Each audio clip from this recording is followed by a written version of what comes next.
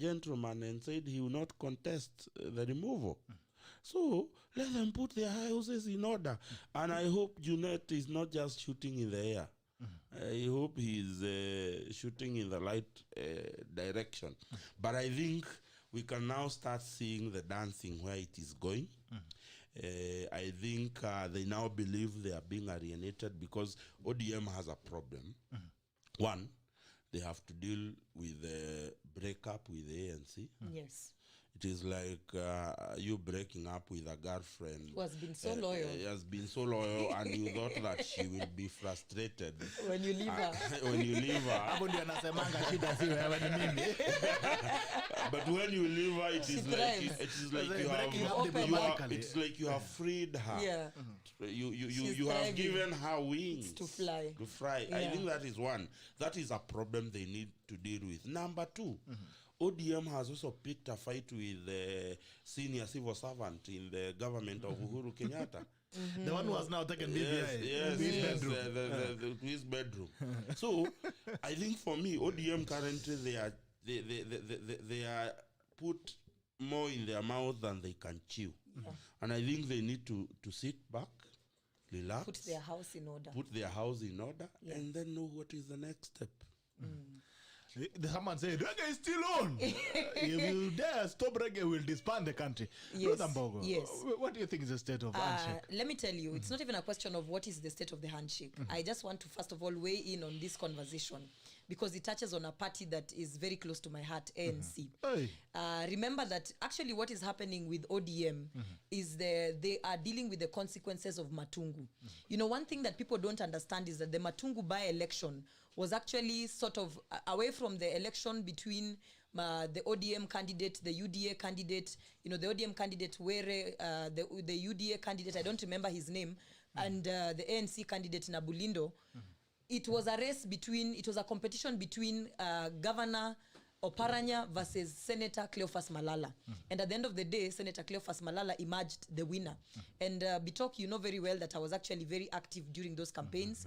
I went there and I think my contribution was felt and it was part of the winning strategy that we had at Matungu. So what is happening is that ODM has realized that they thought they had a stronghold in Kakamega, and in one of the largest constituencies in Kakamega, they have lost. So when you now see the deputy party leader of ODM, Oparanya, coming out and saying statements such as, oh, we need to channel that money to different things altogether. He's trying to redeem his image as a governor. He's trying to assert, you know how you lose a war and then you pick on another fight altogether, where you're trying to show people remaining relevant, basically. So you are now saying, let me jump away from the BBI bandwagon and start acting as if I care about the people.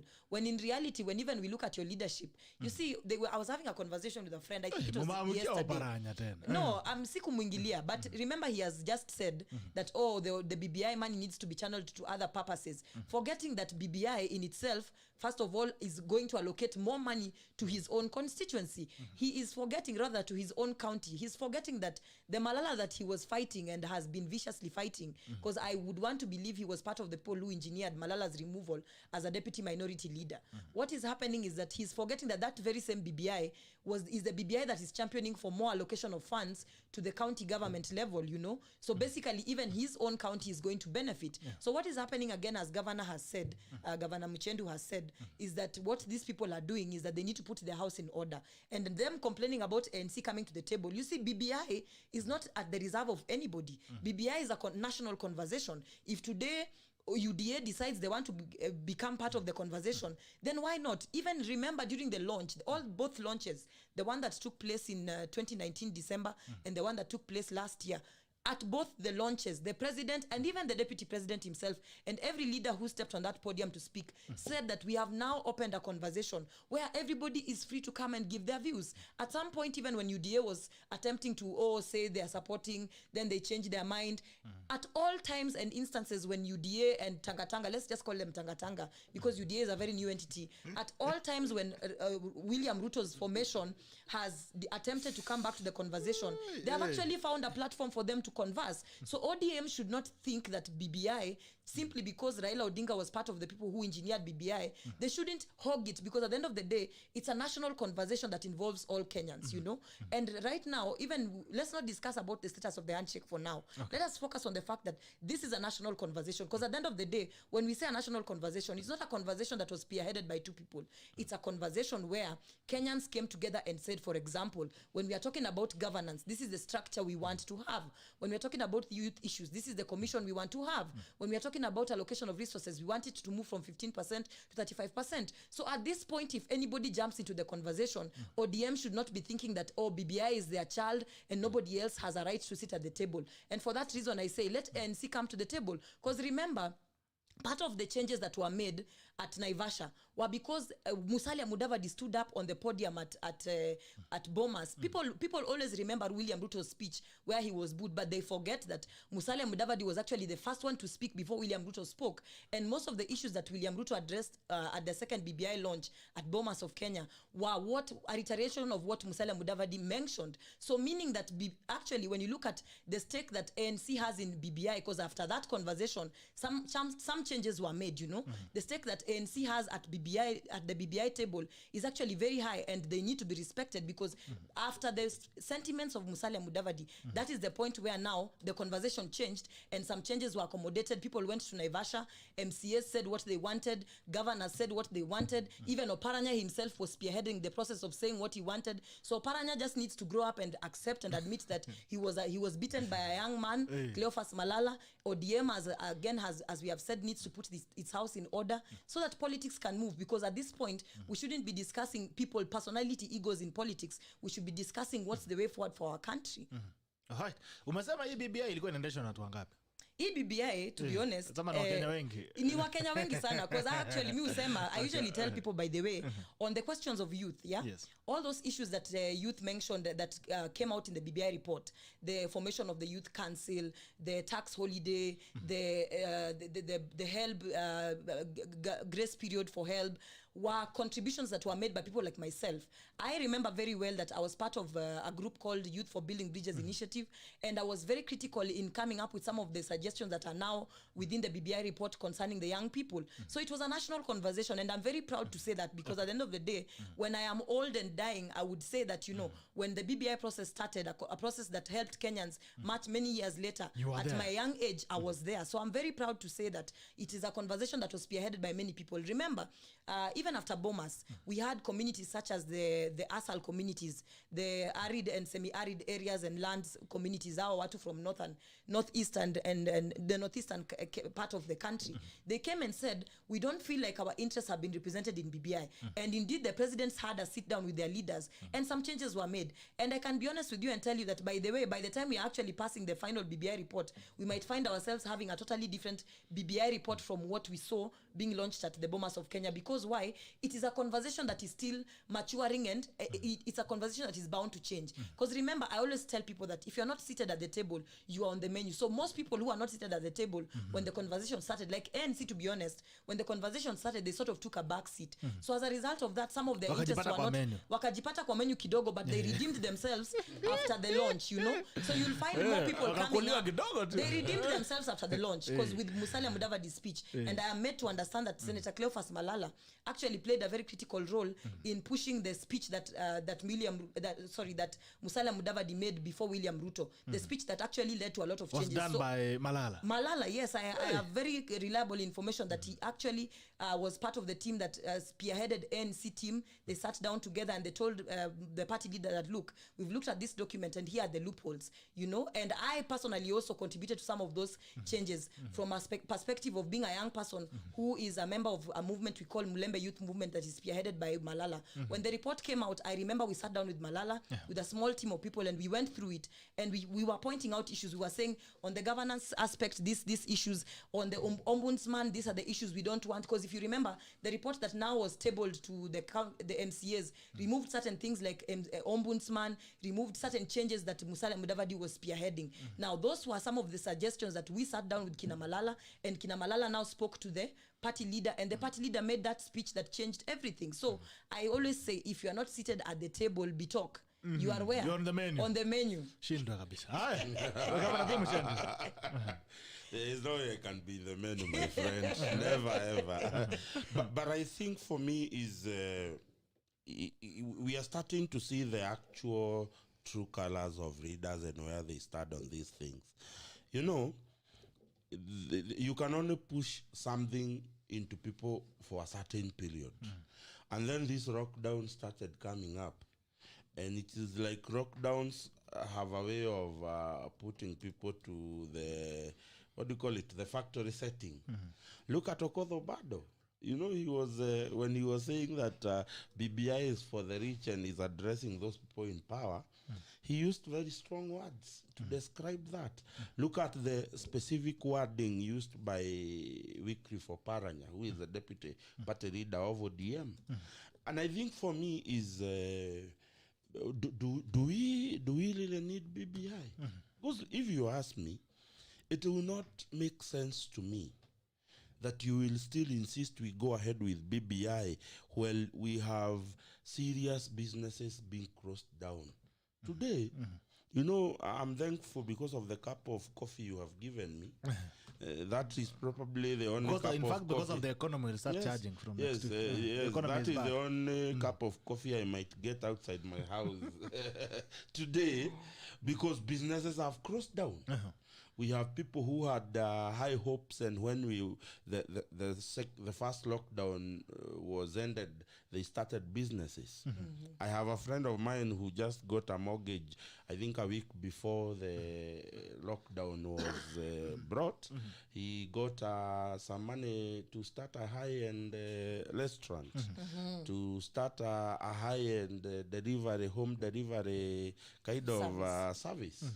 Today, that guy, the loan is there. The business has crossed down. The eatery was doing very well. It was a high-end eatery. It was doing very well. The president has given us a cross down that is indefinite. We don't know when it will end, unlike the last one. And the same people who will have messed the economy, the economy of that low person in the country, immediately after lockdown, they will start singing the song of BBI. And they will start shouting how BBI will come and save people. Then I think Kenyans and those people from the 5 counties that we cannot do business, I think if you're hearing me, the president is showing you the middle finger by closing down your business. By today, Bitok, where are the vaccination for the 5 counties? 5 days after the lockdown has been initiated. There is no single public hospital in the area where I come from, either in Limuru constituency, in Rari constituency, in Kikuyu, in Kabete. There is no single hospital that is giving this vaccination. And I want to believe that everybody who has seen what the people in leadership are doing, as he is called Bishop, who is this Bishop? Is it Amboka? Something like Bishop Amboka. I was reasoning, I confess I have not heard his sermons before, but I listened to his letter directed to the president. And some of the concerns the bishop put, I probably think for the head of state, it was Beanako coming from the bishop. But nonetheless, the subject that the bishop covered are very vital. The subject of this low-income earner, there is no Mercedes road like the ones that would come from Nairobi and its environs. They have built these houses for business. They want money. You have crossed somebody's eatery where she or he earns 1,000 shillings. And at least in a week or so, he is able to raise the rent. Now he cannot do it. But you have people talking about BBI. You have the unfortunate thing like having the guy from Migori, Junet Mohammed, saying that the reggae is still on. Which reggae is on when people are hungry? The only reggae that should be on right now is where is the stimulus program for those people who are affected by this lockdown. What is the government doing about it? So for me, I think as much as BBI, so many people maybe would see BBI to be a good thing. I want to categorically say that it is no longer a priority because we talk. But you see, women rep amesema kitu ni mzuri, inaongezea vijana. Hata kwanza akimaliza nataka kuingilia hiyo conversation. Yes, you see, she's from VIHIGA. VIHIGA is not under lockdown. You can continue doing business. I am from Kiambu. Kiambu is in an unfortunate situation of being locked down. Na unajua mudo wa nyumba hawezi kaa hivyo bila kufanya biashara. Now, I am afraid that being the Kiambu people we are, people will resort to extra constitutional law, extrajudicial, and they will you know, they are going to go against the penal codes that the government is used to do the lockdown to survive. And the unfortunate thing is that some of them will end up in the hands of the law. Now, on the BBI Muchendu, women rep amesema kitu hapa. Amesema kwamba ODM should not hold the BBI story or the BBI agenda. But again, there seems to be a conversation that actually there is someone who is holding BBI in the ministry. Why would we securitize BBI? Because I'm now told it's under interior and interior. Why is it then? Who has more rights to hold? Who should hold and who should not hold? Let's not kid each other. Okay? Because the BBI secretariat was shut down. BBI, in quotes, is a pet project for the president. Yes. He has said it's a legacy it's project. a legacy for him. Yes. From the times of Moi Kibaki, when people like Ambassador Francis Mudaura, who was Mudaura was the head of, what do you call it? He was the head of civil service during Kibaki's time. Yeah. And Mudaura gave way to the current governor of Nyandarua. What do you call him? Kimemia as the permanent secretary, interior and all those. And then Kimemia has given room to one Kibicho. Let's all agree and stop politicizing this issue, that any serious program by government is run from the interior. Exactly. That's the truth. It's just the truth. In a serious government. Sariko's gay. Are you forgetting who she was in the Moi government? Moi pia alikuwa na BBI. Even the big four agenda yes, I'm just saying, during Moi's regime, as we were coming to the head of Moi's regime, Dr. Sariko's gay was the main person in the office of the president. Who was she? The head of public service. You should also remember how she cried the day things went south. So it doesn't matter. Everyone has a moment of weakness. Every human being has a moment of weakness.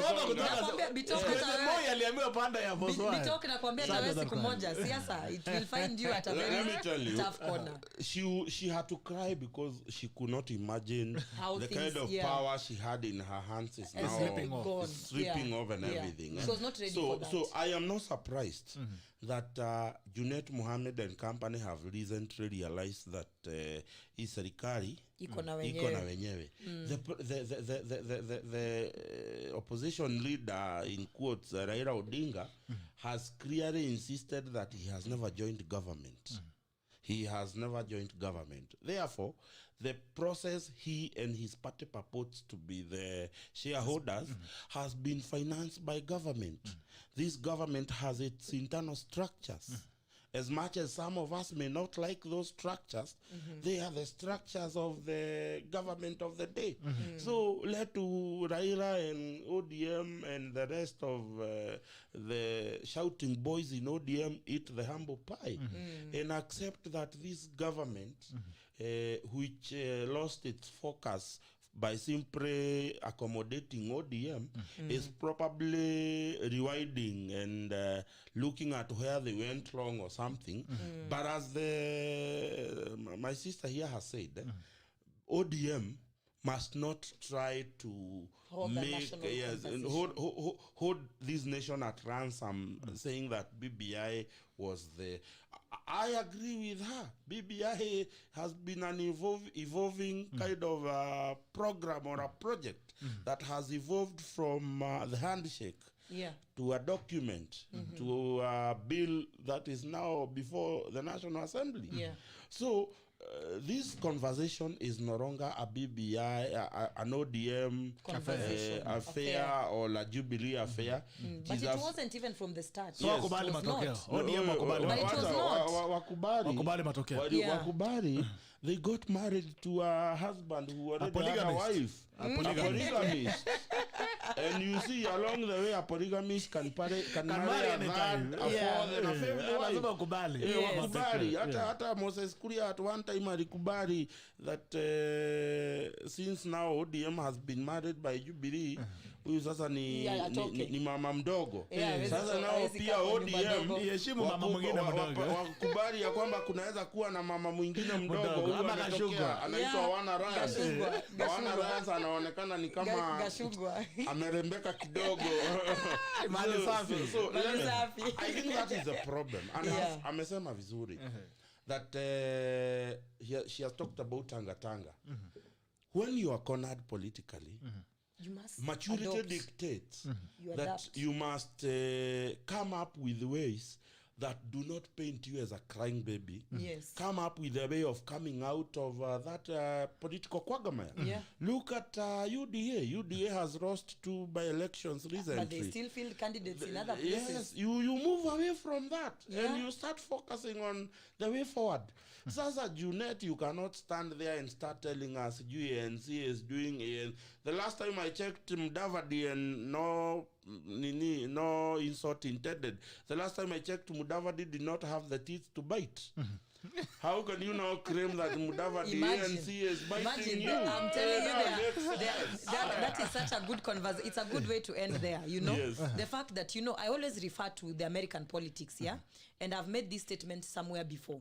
Remember when Joe Biden got into the race, one of the strategies that the outgone, I've even forgotten his name, Donald Trump, was using in his campaigns was to tell people that Joe Biden is Sleepy Joe, you know, that he would not be able to do anything. He is not used to, he's not a strong leader. He is not able to take bold, audacious moves and actually lead the country to where Donald Trump thought the country should be. But look at what Joe Biden did. He used that strategy. You being called a Sleepy Joe, the same strategy ndiye alitumia kuchapa Donald Trump 10-0, you know. And in Kenyan politics, we need to start realizing that, you know, even though for a long period of time you have slept or you have been a sleeping giant, you can actually decide to emerge and actually cause a lot of havoc. I'll give an example of my own journey in the political race.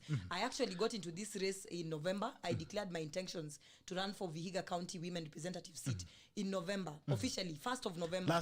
Last year. But my first day on the campaign trail was on 25th of December.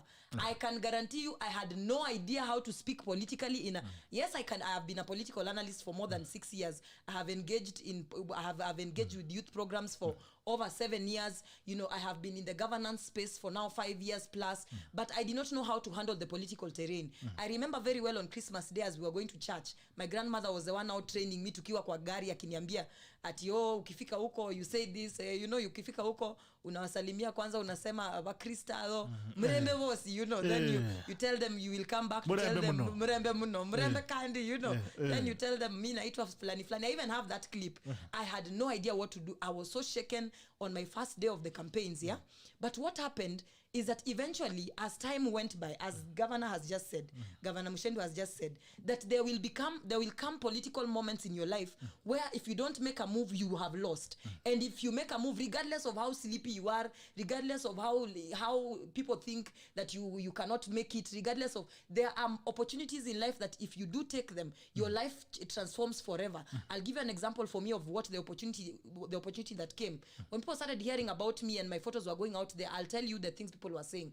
Number one, they found out what my age is because my information is in the public domain. A lot of interviews have been done about my life story, which is quite inspiring of how I have come from, you know, a very humble background to where I am right now as a young person. People were looking at my age, a 27-year-old, and they are saying, she's young. Oh, what can she do as a woman representative? Number two, they look at your photos. Jilinda vizuri, they call you a slay queen. I was branded a slay queen. Wacha, nakwambia nikasema watu waoge. I was branded a slay queen for 2 good months. But guess what? When a political opportunity occurred, which was Matungu, I took it, and let me tell you, I showed what my true colors were. Right now as we speak, women rep na mimi tuko tu hivi, you know. I respect her, lakini tuko tu hapo tu tunapelekana hivi mbio.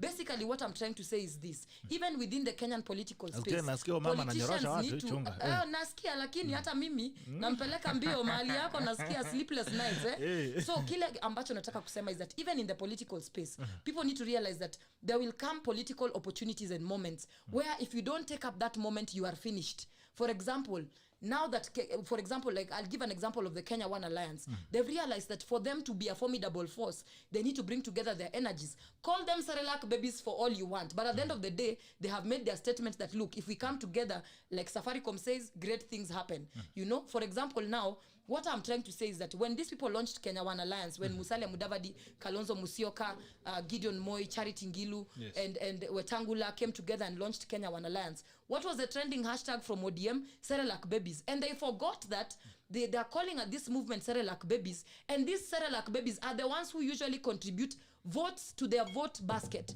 You know, at the end of the day, Raila Odinga has always had coalitions, and the coalitions most of the times usually have Kalonzo, usually have Wetangula, usually have Mudavadi, and these are people who have their own vote basket. Meaning, minus these people, the Raila Odinga's vote basket actually diminishes. It diminishes and it reduces. So call them Cerelac babies for all you want. After all, I had a friend of mine, a good friend of mine from ANC, Brian Mulama, saying that, you know, call them Cerelac babies. Right now, the Cerelac babies are actually going to vote. Cerelac babies ni watoto wamezaliwa huku ma 1996 huko. The ones who are taking Cerelac, they are the ones who are going to vote. So when you call their leaders, this Kenya One Alliance Cerelac babies, they will appeal to the Cerelac babies and tell them, look, we have your agenda at heart. Sisi ni maserelak wote waungane, waingie kwenye serikali. So what I'm just trying to say is this: political moments come that people take advantage of them, and when you see someone has taken advantage of a political moment, you make your own move. You know, find your own political moment. If you have to, if it is not existent, create your own political moment and make your space.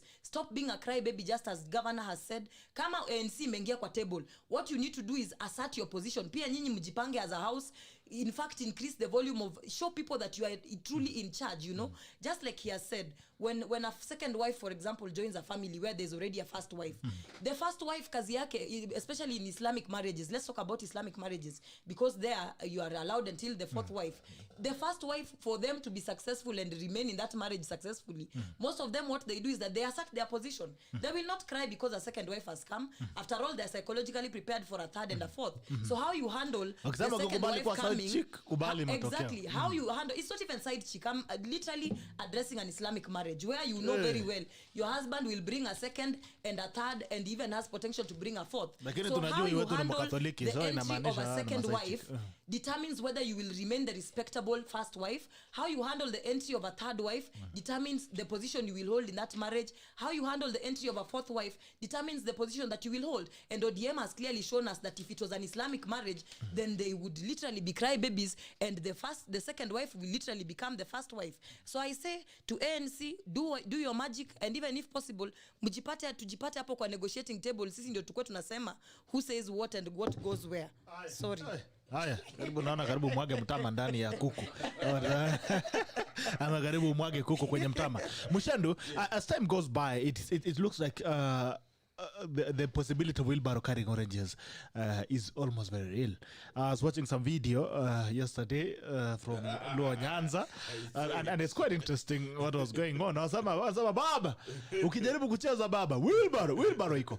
I mean, it looks like it's a season of long knives and political alliances being formed. What do we expect to see in the coming days? You know, I remember somewhere last year we had this discussion about party politics in this republic. And I said that I would want to see ODM's party, the ODM leadership, when this party livelihood is threatened, how are they going to respond? As she has said, ODM has clearly based its strength on internal coalitions. They were able to create a good coalition in the coast. They were able to create a good coalition in part of Northeastern. They were able to do a good coalition in the Western region. And of course, they are backyard in Nyanza, and they have also made some inroads here in Nairobi. So it is very important and paramount for the ODM leadership to actually think before they speak. When I saw them calling them the Cerelac babies, I was reminded on how the NASA coalition was formed. Yeah, by those very Cerelac The babies. very Cerelac babies That they were brought calling votes. Looks from like the- today you are in And they are NASA. giants. They are giants in their regions, you know. Yes. I look at how the party leader was picking fights in the coast the other day with Amason Kingi. You remember they almost went for each other's throat in the same function when Amason Kingi said that the coast might create their own political party. So I think for me is that ODM is heading to the same gutters as Jubilee has already gone. Because even to date, and I hope somebody who understands politics better than I am will tell me how a party that almost had a supermajority in parliament Is in the playing name of petty Jubilee, politics. in the name of Jubilee, started playing petty dreidling and politics. going down in party politics that have no business. And today Jubilee is a shell of its former self. That is where ODM is headed, because I want to see the Western leaders who are going to still sing the song of ODM when the leaders from Western continue to be disrespected. I am telling you, it is not going to happen. By the members of ODM.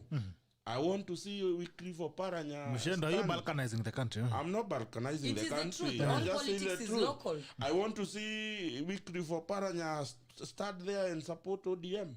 And if he will get the support. And even if he will get the support of ODM.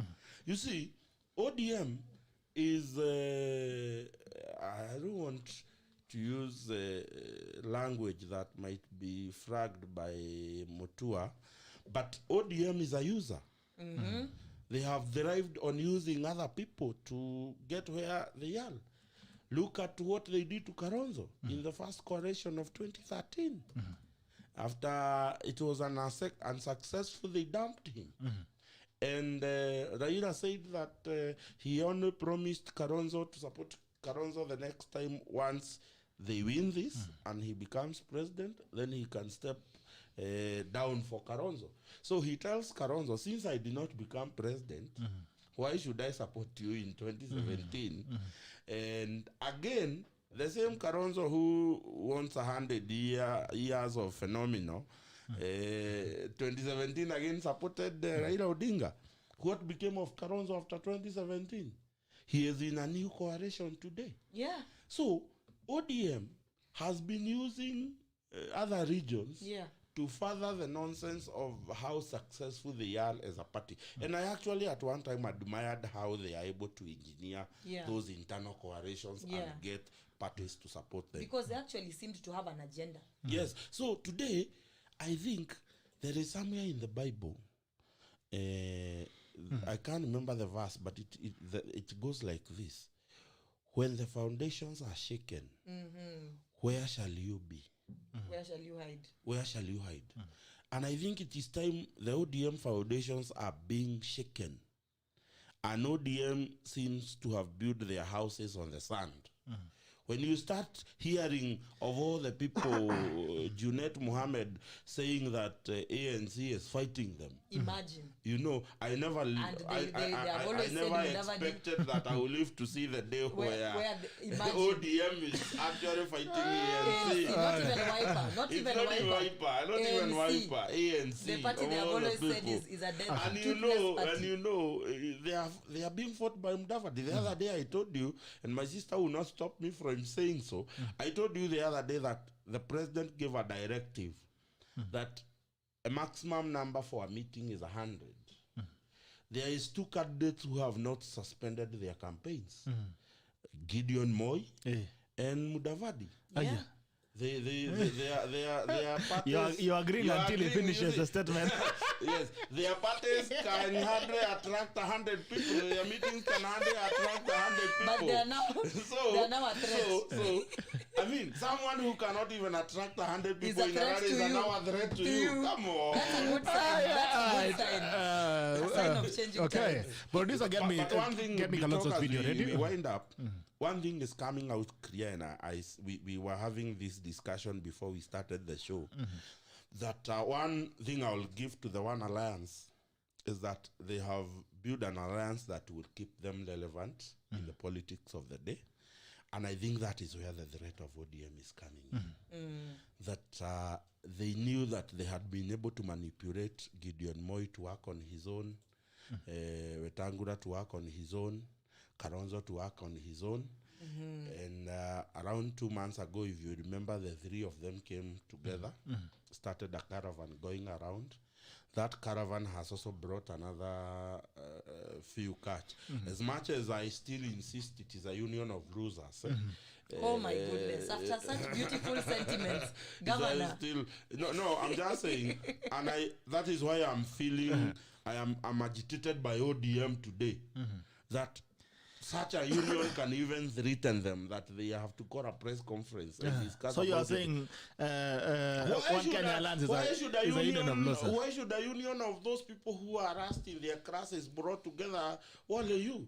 You know, I will still insist. Right, I will still insist no. we talk. As before we take the calls or we go for the break. I will still insist we talk.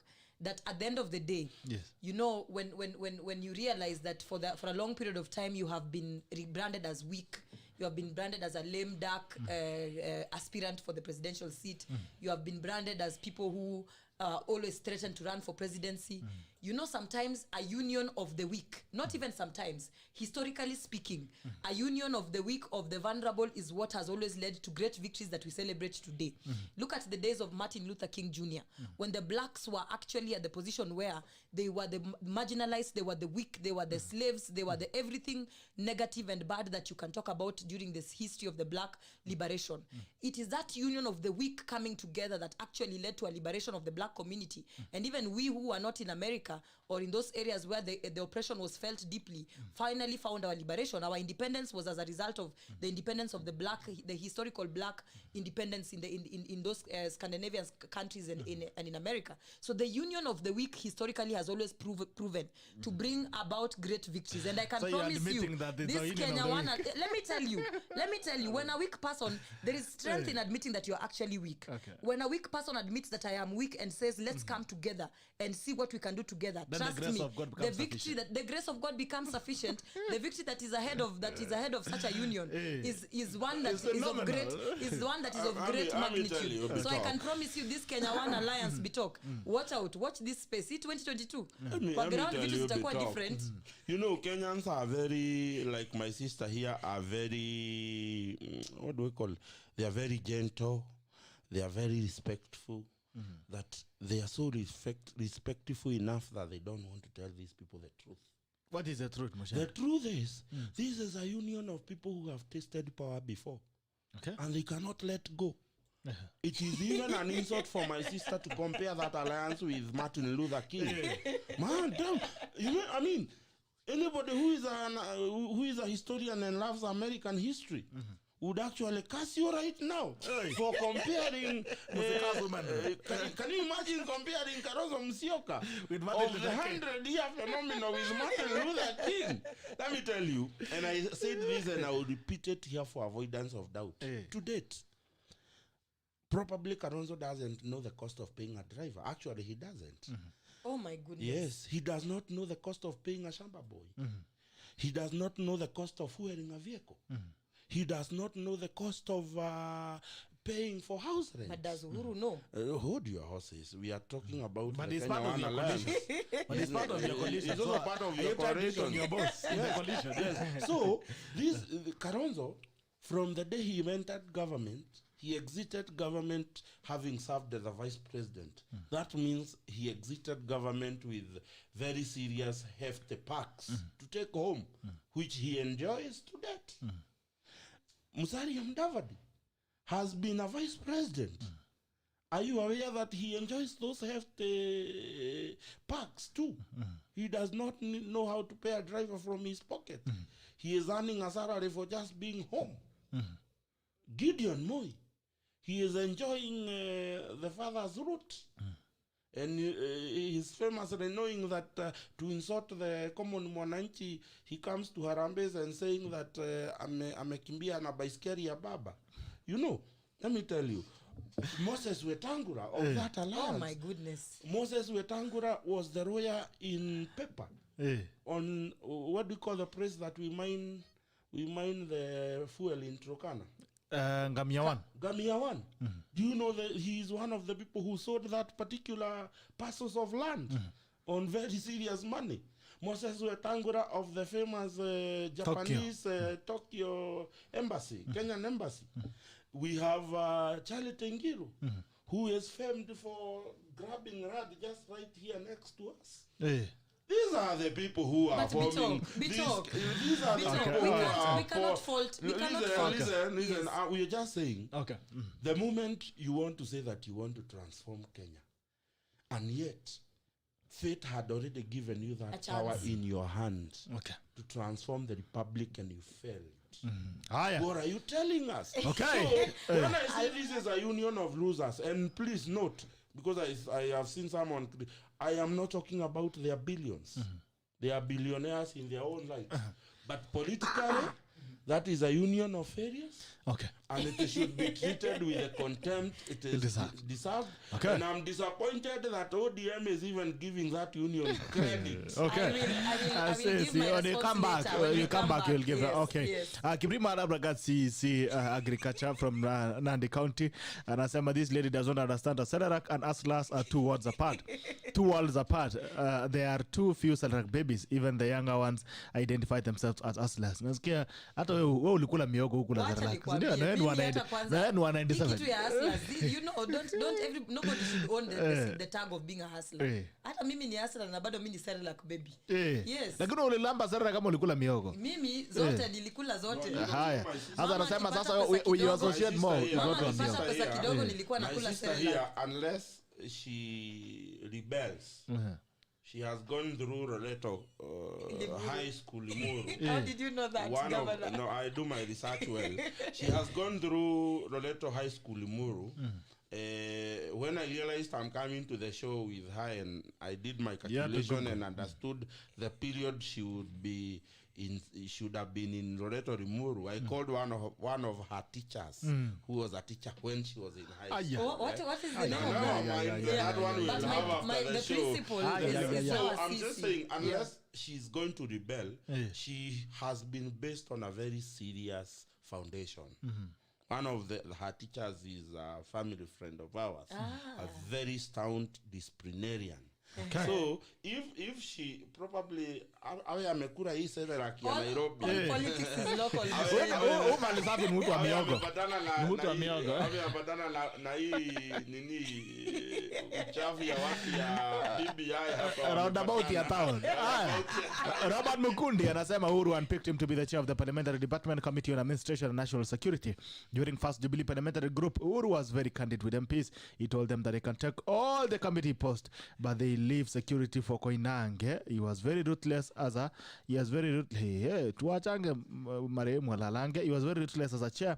Firstly, pro-government, the last bill he had proposed as the chairman at behest of Deep State was the criminalization of the term Asla and any Asla talk. Sad that he went to be with the Lord before the amendment bill went anywhere. Anapanga Mungu, anapanga yake. Haya.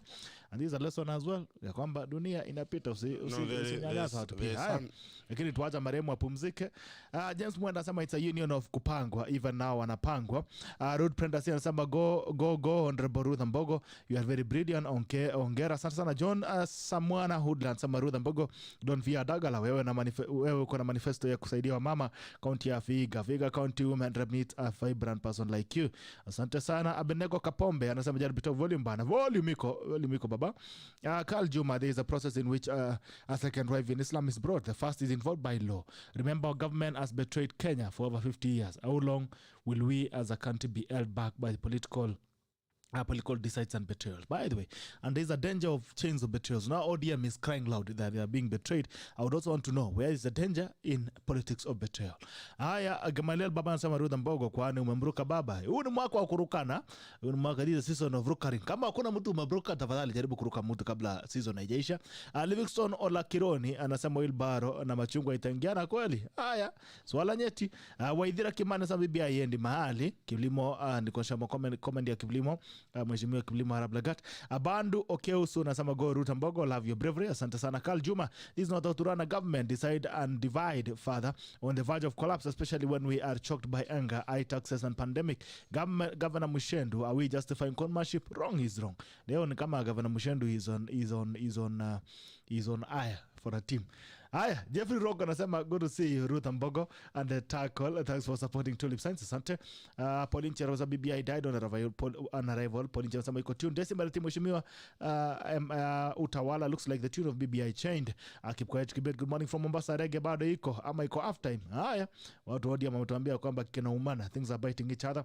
Banaba Sawi, good morning from London. Asante sana to London. Resabel Mudhoni, watching the situation in the country is extremely devastating. Jumba Crispanas locked in from VIHIGA. Nikwero ya Bien Ruth Ambogo, Mama Musa. Nasikia kwani ulituacha kujiita mali safi? Mama Musa. Kuna wale wananijua kama Mama Musa kwa sababu ya kama mali safi. Yes. She is a visionary leader that understands us as youth because she is one of us. Ground inakulilia VIHIGA 2020 Woman Senator 2022. Dennis Kabera anasema good morning. Watu wa nini waganga wachane na maneno kuja hapa. Honorable Wilson Musa anasema I like the way incoming women Senator VIHIGA County Honorable Ruth Ambogo is articulating issues very well and professionally. I'm telling you, one fundamental fact 2022, the current women rep of VIHIGA must go home and Ruth Ambogo to take the mandate live now. Asante sana. Thank you so much. Nashukuru. Collins Mudaida Kivaino some Ruth can't and don't win the women rep post. Ni kama what ulikozea nini watu? Maybe she should try the MCA post. Kuna mtu anaitisha patanisho hapa Eva Jarasama General siasa Monday Friday tuweke patanisho Saturday basi. Haya watu ambao wanataka patanisho taklas wako wengi hapa. Unaweza enda hapo you shoot your shots. I have to struggle with one thing. Siwezi pambana na siasa na uchumi na nipambana na mandoa ya watu. Ukipenda mtu kwa tackle enda utupe kwanza wao wenye wako diaspora angalia maneno haya hapa. Haya kuna mali safi. Haya basi niko nasema BBI is impractical. According to Mudera sama I've not had anything. Haya sawa asante sana. Nikwe nasema condolences to the people of Kiambara Rashid Abdallah Chemaswet. If they want to work with my president DP Ruta then let them forget about BBI. Next chap Murray greetings from Diani. Asante sana to Diane. Rashid Abdallah Chemaswet, we can't have two elections at the same time. Well, ukisikia wapi BBI itapita dead on arrival.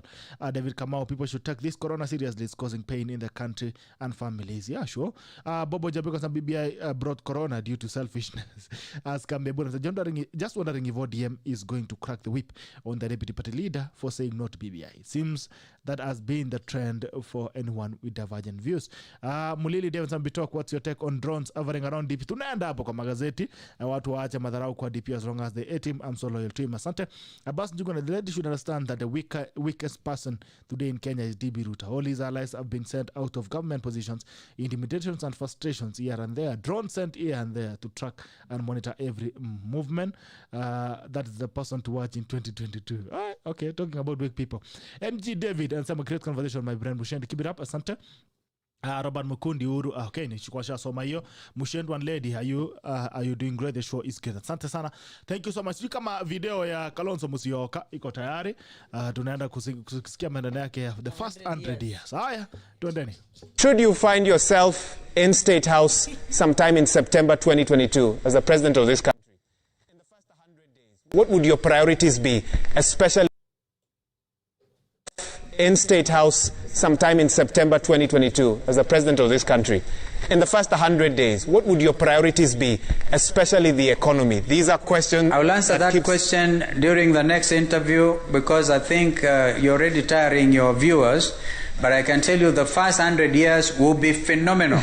We will be absolutely phenomenal. We'll have kicked out 100 days. We'll have kicked out. I think a number of people probably will be in jail. I'm sorry, I'm not scaring anybody. But if we are going to fight corruption, we will need to get to set these things right. Yeah? The low-lying fruit, as I said, of President Uhuru that time was a fight against corruption. That within the first 100 days of the One Kenya Alliance, there'll be a lot of movement in that direction. I can assure you. And the need to get, as I said, the country back, the confidence, yeah, get to inspire Kenyans that tomorrow is a better day. Yeah, post-COVID Kenya. We will be moving very strongly in growing the economy. Grow Kenya. Grow Kenya. And I think even if we cannot grow it in the first 100 days, it will be clear the forward-thinking approach will make it very obvious. And that is how you can actually win the confidence of our people. Okay. Should you find yourself in state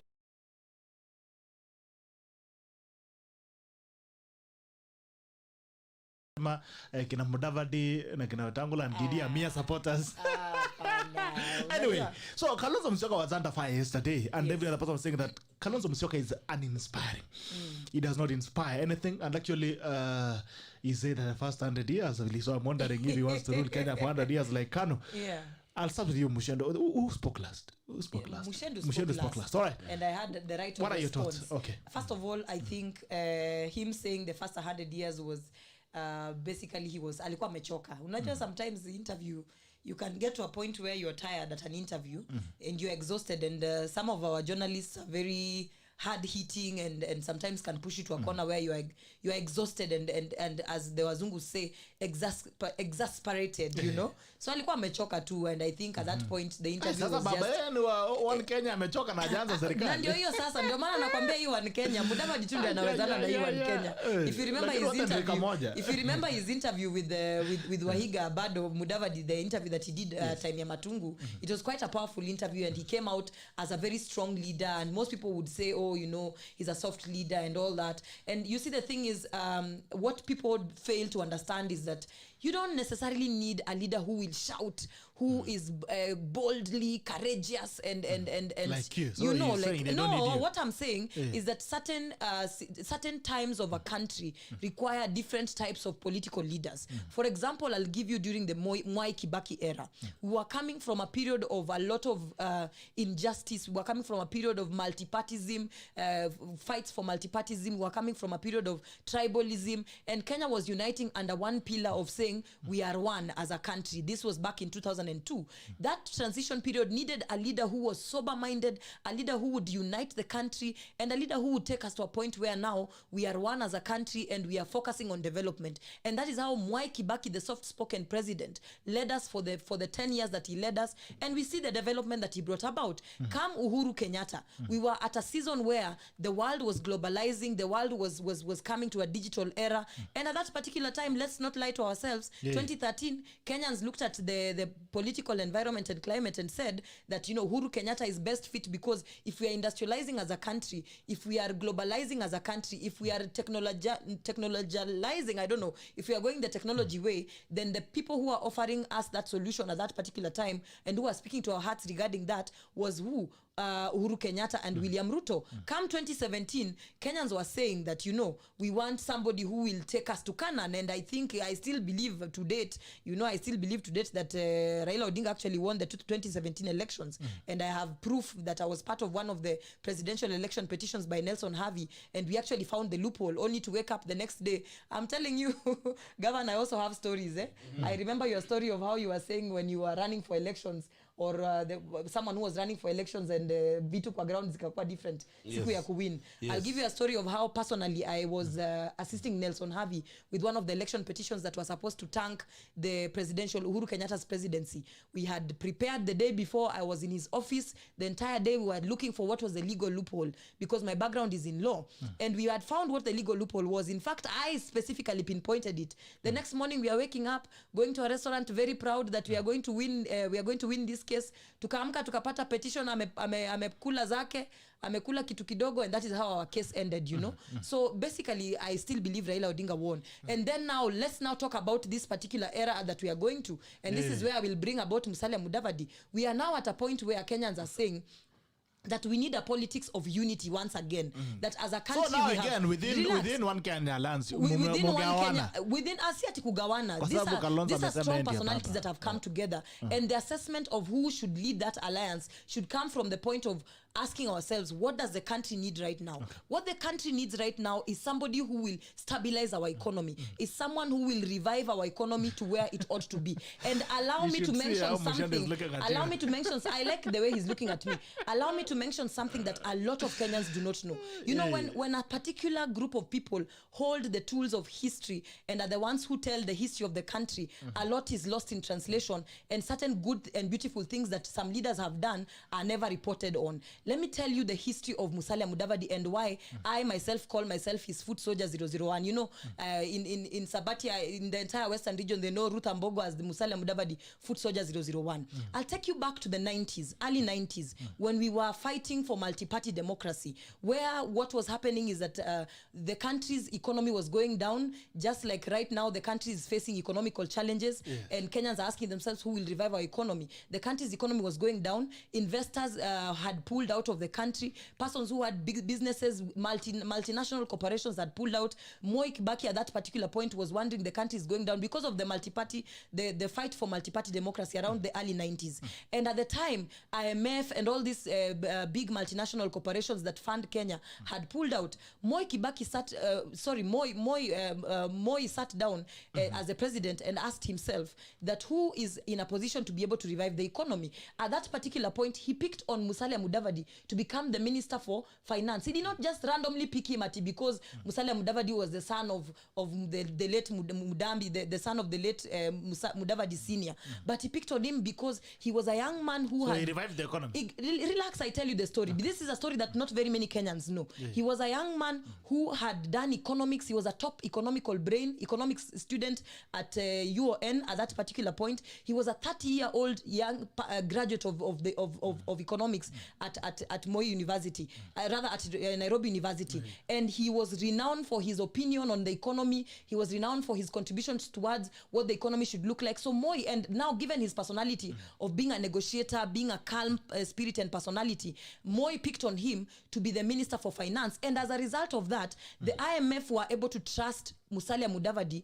to be able to run the country's economy. And as a result, the confidence of the investors was renewed, and the country went back to a point of stabilization. And that is why we are saying that as Kenya right now, everybody is crying about the economy. Even as Muchendu has said, so did he revive the economy? He actually did. He so came up with a lot of reforms. IMF is an indicator that the economy is growing. Not that IMF is an indicator that the economy is growing, but that I'm talking about the special circumstances at that particular point of view. What was happening is that everybody had pulled out. The economy was falling because of the instability within the country. And you see right now we face almost similar special circumstances where we are saying we have a global pandemic that is affecting us, that has tanked our economy in a way. Our economy's status as it speaks right now, as it stands right now, the status where it is right now is contributable to a great percentage by also the pandemic, you know. And Kenyans are crying for a leader who will revive the economy. Then if we are looking for a leader who will revive the economy, why not go back and actually trust somebody who was trusted when the country was at a almost similar situation back in the 90s? So when we are looking for leaders, we should ask ourselves, what's their track record? Do you know? Do Kenyans know? Do Kenyans understand that in Musalia Mudavadi's era,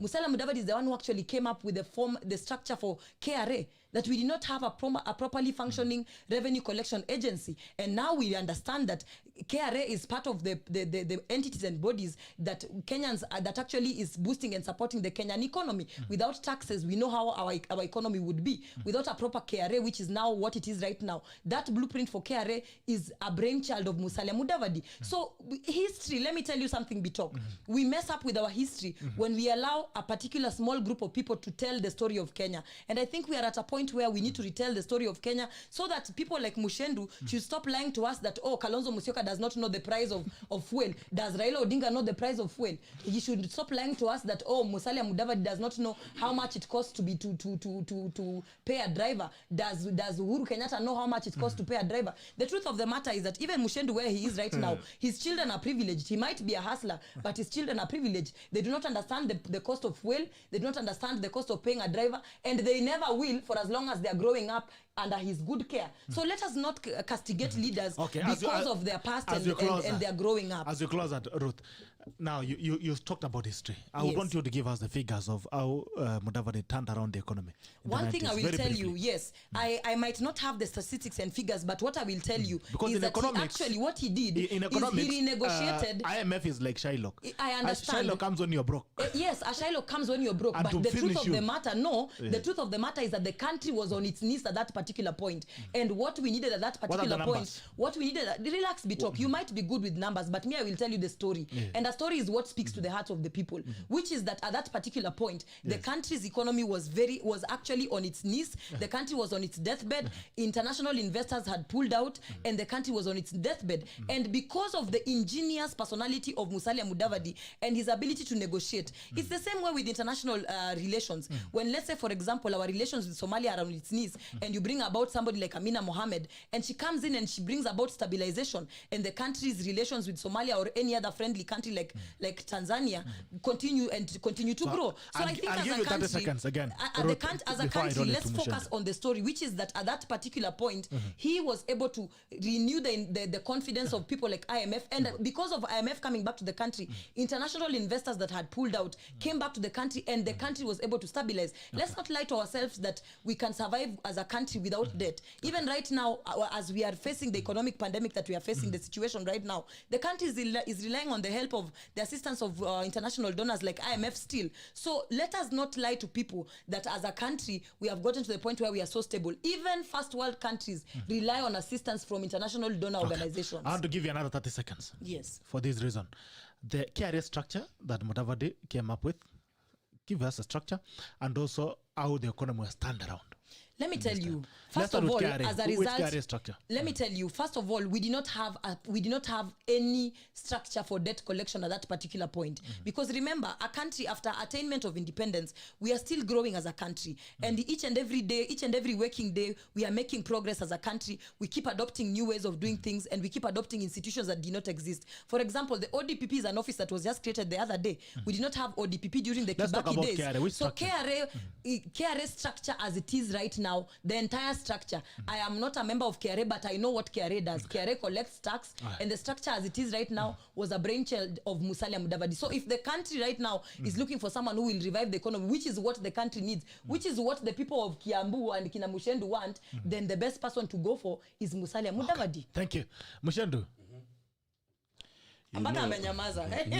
He's speechless. I just wanted to listen to you talk about Mudavadi who revived this economy. Back in the 90s. Let me tell you.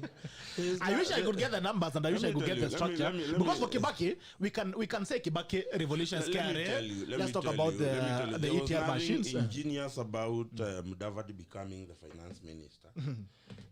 We all know why the economy had gone down in 1992. It is evidence that Moi ordered Deraru to print more money than we needed. That is fact number one. We had the reason why International Monetary Funds and other organizations left. It is because we had influx of printed money bills. So when Mudavadi was appointed the minister, there is nothing ingenious about the turnaround as they claim of the economy. So what did Mudavadi do? In 1992, Bitok, we had an external debt of about how much? About less than 200 billion shillings. The engineers of Mudavadi, by the time Moi was leaving power, had left this country with an international debt of over 650 billion.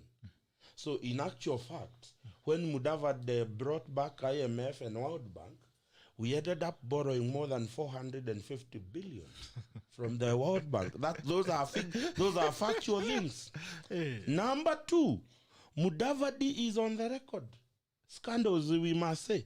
Do you remember the cemetery saga with the Nairobi City Council when he was the minister for local government, where we ended up buying a land that was worth 24 million. We bought it at 300 million.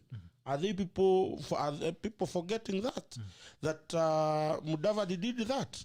You know, let me tell you, if we start talking about the failures that Mudavadi did, and I will also most likely or else before the end of the day get the statement of one, the late Simeon Nyachai in Parliament, I think in 1995 or 1996, where he says that Mudavadi's stay in the finance ministry was too short that he could not leave a mark.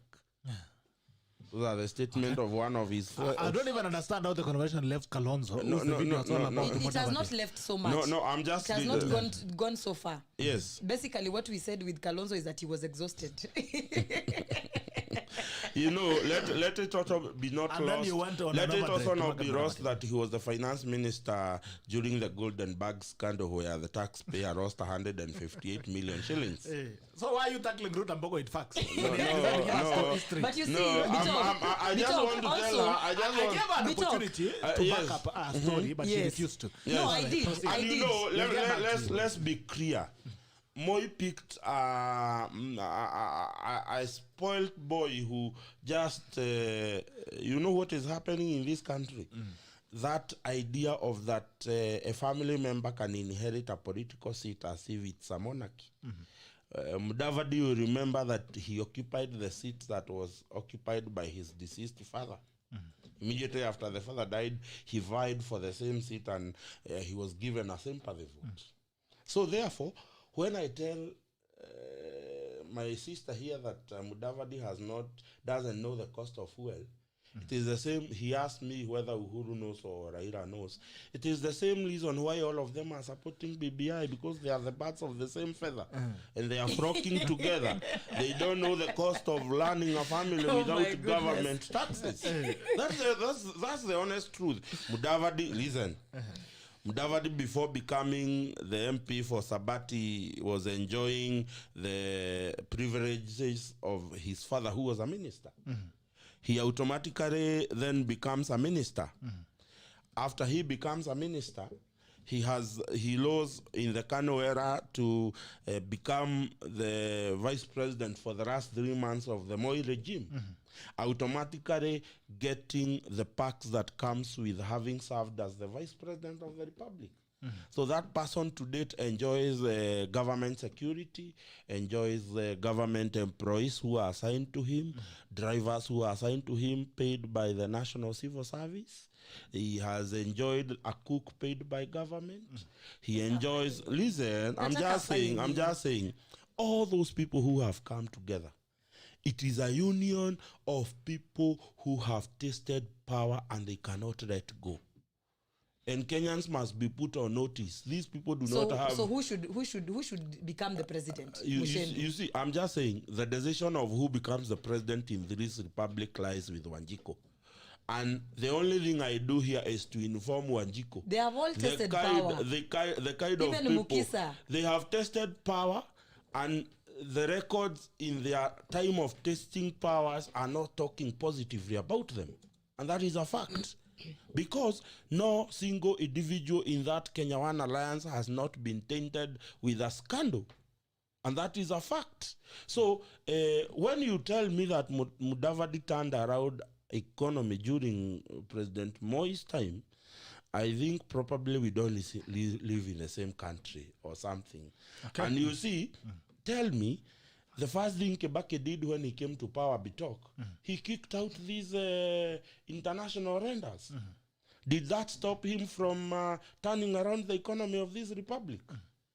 It did not. Let me tell you, Kebake did not carry loads and loads of money in his car like President Moi was doing and giving it along the highway. In fact, you count yourself privileged if you ended up being bought a cup of tea by Kebake. But there's something he did. He demystified the economy that people had money in their pocket.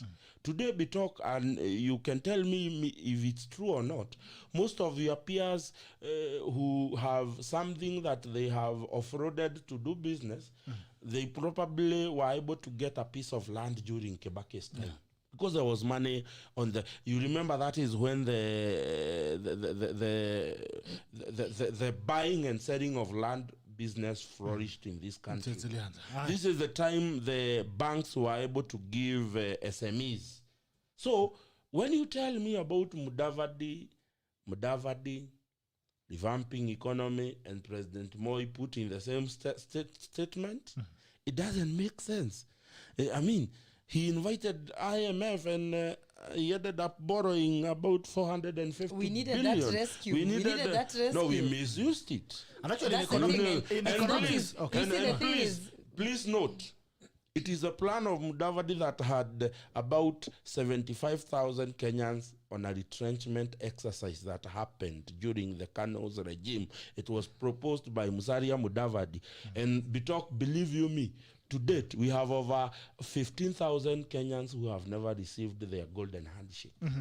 But Since you see, that day. Muchendu, I like the fact that you have said that yes, Mudavadi put us in a position where we received a lot of money from IMF and it was misused. You see, it is one thing for you to ensure that money has come to the country, and another thing for other people to misuse that money. It's the same thing with COVID-19 funds that we were talking about last year, where early this year, where the president said that yes, we lose money every 2 billion shillings every year, every single day, showing that the money is coming, yes, but the people stealing the money are totally different from the people bringing the money into the country. So you cannot blame Musalia Mudavadi for the debt, for the corruption that was ongoing at the period of time when he ensured money came to the country. So let us just give credit where credit is due, that at the time we needed money in our country. But then the misuse of the money cannot be placed on Musalia Mudavadi. The misuse of the money, we go back and trace back in the early 90s. Who are the ones who were involved in that golden bag scandal? He himself was not involved in it. If anything, Musalia Mudavadi has been on record and history shows that he tried to stop the scandal. So let us just be honest with ourselves, Muchendu. And this is one thing that I will still repeat over and over again. The problem with our history is that we've had a few people writing our history, and therefore the facts never come out. So someone like myself, and this is why I have decided that, I will go all out on an education session on who Musalia Mudavadi is because, number one, he is a son of the soil of where I come from. Muchendu, let me tell you, the reason why you would passionately defend Kibaki is because, let's just be honest, he is also a son of where you come from. So as a son of where I come from, I will tell you the truth is that I will give you the truth about him, because I am at a privileged position to understand from the people who were there before I was even born of the role that Musalia Mudavadi played, and there are facts. So as a country, I think and in fact this was one of the proposals on BBI, in the initial BBI, but the one that's not going to the legislative stage, the policy stage of BBI, that our history needs to be rewritten so that people's contribution can rightfully be captured. Someone like myself, I would be so dishonored in my late ages, Bitok, if they forget to write that, for example, I contributed towards the BBI process. If they forget to write, for example, that I contributed towards the access to information bill. If they forget to write, for example, that I contributed towards building of a lot of youth movements and organizations, I will be very dishonored if they forget to write in my history that I was part of the movement called Daughters of Raila that spearheaded the campaigns for Raila Odinga. If they forget to write that now I am backing up my son of the soil because all politics is local, and also because he's a great leader who has a proven track record, I will be very, very dishonored if that is not written in my history. You'll be disappointed. And so I will be disappointed. So we need to rewrite our history so that when our leaders are being spoken of, we do not disgrace leaders with non-facts and things that did not happen. Okay. Haya, simu ziko wazi. Nambari ni 0779-800-010 or 0779-800-010 or 0779-800-010. You can call in and contribute to the conversation. Bunge la mwenye nchi iko wazi. Nambari ni 0779-800-010 or 0779-800-010. Haya, ndaja niangalia comments alafu tuende kwa magazeti. Tukirudi, lakini Mudavadi mahali upo na kutumia bill invoice ya market M-Pesa leo. Haya. Naona najaribu kuona mtu hapa. Okay. Najaribu anaangalia comments hapa kidogo. Anasema Karl Juma, anasema there is a process in which a second drive in Islam is brought. The first is involved by law. Remember, our government has betrayed Kenya for over 50 years. How long will we as a country be held back by political decisions and betrayals? Naona pia John Samwana who doesn't Ruth Ambogo don't fear Dagala. I think kon mona hapo. Sijamuogopa mimi. Tuko na yeye hivi hapo tu. Hapo tu. Haya. Abbas you're gonna say is okay. Najaribu kuangalia comments ambazo sijaisoma. Yeah, drones utaingilia sasa hivi. Kashuru James anasema love Ruth Ambogo, good brains and potential, but Kenya one alliance ni fake. They are clueless, no country management. Jana White Kalonzo Fabul on Citizen TV couldn't answer any simple questions on what he can do differently if you has met president. BBI is aborting. God is stopping reggae. Haya. Simon anasema ODM walidharau Ruto sana. Milio Diamba, Pauline Cherop, Kalonzo is an expired leader with zero imports. Abbas Njuguna anasema can this lady air out points and stop psychophanting around. Moses anasema Kakauma ndani. Asante sana Kakauma. Keja itadoa sema huyu anaongea na stuff. Haya. Oben Musumbi Mudavadi did land economics. Land economics. I don't know what he meant by Mudavadi did. Inamaanisha amevuta sana ushamba. Alifanya economics. Top student at UON. Okay. Kiblanga tesod moja somebody's lady is talking to my general point. Oh, okay. Sawa. Simon and somebody's lady is full of history without facts. Abbas Diguna anasema Abbas Diguna amesema alifanya symmetrization, economics in symmetrization. Oh, I understand. I get it. MC Carr anasema Gerald lost business. Hiyo ni mambo ya effects of lockdown. Kiblanga Teso anasema okay, tumemwona. Okay. Matelongi anasema madam, we know very well history of this country and you cannot even substantiate your argument. Already out of point. Avoid too much talk. Plan yourself well and we are following and watching. Haya. Martin L. Anami anasema when you say MF then international investors, give it at least examples of those investors. When you say KRA, if it was Mudavadi brainchild, give details. Haya, nimempa nafasi hajatuambia. Just mwenda sa Mudavadi is the only Mudavadi is the only person in the world known to have grabbed a cemetery land. Okay. Lydia Matia anasema watching interesting perspective on Mudavadi there. Okay, so nikamuuliza does one Kenya Alliance have a capacity to change the country? Akasema no chance unless they embed new perspectives among themselves in terms of diversifying gender-wise, generation-wise, and class-wise. Haya. Clinton Corey anasema Kenya is all about alliances and Ruto has made an alliance with the Hustlers. Clinton anasema one Kenya alliance has no chance at all. Lydia Matia anasema class na youth, if they are saying wako fresh, they must have fresh ideas on the table. Next Cheps Mwana anasema who is this lady? She talks so much bestless. Lydia Matia anasema tell Ruth Ambogo we see her. Anasema unaonekana wanakutazama kama mpishi. Anasema big deal Mr. Muchendu. Haya, asante. Anasema great daughter of Mulembe. Asante sana. Kathleen Kate, unajua jana tulikuwa na Daughters of the Mountain. Nasikia kuna Daughters of Mulembe. Daughters of Mulembe iko in fact by the way. I don't know. Nyinyi mlipigwa tear gas. Hapana, Daughters of Mulembe is a very new entity and Lydia Mathia should know. I will contact Lydia Mathia.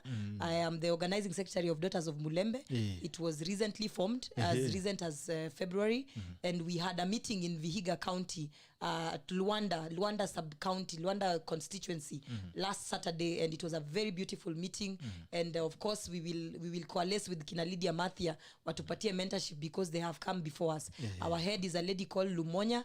She's doing a wonderful job, na sisi pia tunakuja na moto because at the end of the day, as we have said, women also need to find a space where we come together and we empower each other to be able to also occupy these spaces. Hatutaki kupangwa, sisi pia tunataka tujipange, tujipate on that decision making table because I always say if you are not seated at the table, you are on the menu. Haya, kwa mara nyingine 07798010 07798010 you can call in and contribute to the conversation. Kathleen Kate anasema the lady talks so much and she isn't much informed like Muchendu. Haya, maoni yako. Meshak Lisen anasema system is where my DVD can be through. Okay. Ruth Ambogo, sisi ndio fresh ideas zinakuja. Haya, kwa ita the lady must be told we need an economic revolution of bottom up. Mudavadi practical economics only create an environment for middle class. Even in Kibaki regime, the millions in the bottom of the pyramid was still and could not be felt. That's why there was rise in the Mungiki in central Kenya. Haya, hawa ni maoni ya watazamaji ambao wako na sisi. Takuja kuangalia mambo yao. The Standard, tuende kwa magazeti. Standard inasema KCSE exam leakage, red alert over threat, integrity of test, tens of schools being bribed over new exam leakages fear, signaling a return of the FICE only 3 days into 2020 KCSE exam. Ni 2020 or 2021? 2020. Imagine, I don't know, this generation ya COVID this year, last year. Wanafanya mtihani ya last year hii mwaka. And I think the education system has also changed very much.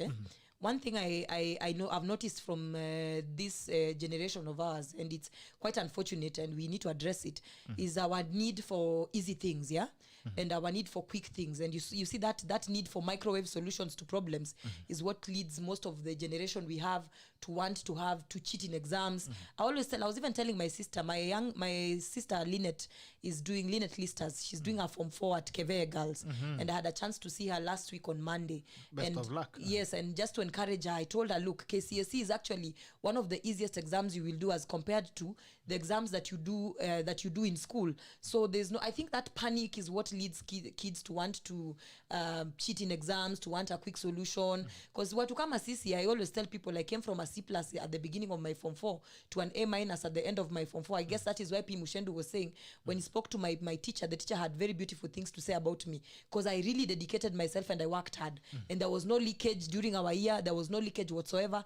And we passed. So our generation needs to adopt and embrace hard work, where you just work hard. You genuinely just work hard. You have faith. You have confidence that you will pass, and you pass. And it's a concept and a principle that should be applied to all other aspects of life. Doing business. When I was coming here, the Uber driver who carried me, and I think he's called Patrick, the Uber driver who carried me, we're having a very lengthy conversation about how the season that we are in right now. When I was coming, the weather looked very funny. Sijui ni kama kuna waka, ni kama kuna nyesha. And we started having a discussion about how weather patterns are so unpredictable these days because of global warming. But he brought out a new aspect where he was saying that farmers are suffering hata mashinani kwa sababu unapata fake fertilizers zimewekwa mchanga ndani.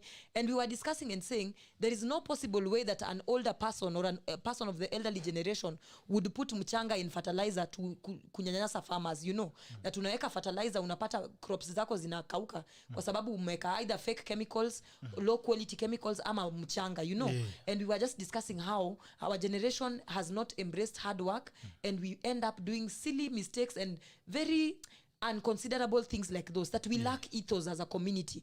That like questions like COVID funds being stolen every day and 2 billion being stolen every day is a question of lack of ethos. And ethos basically is a concept that, and this is also addressed in the BBI. That's why I like that document so much.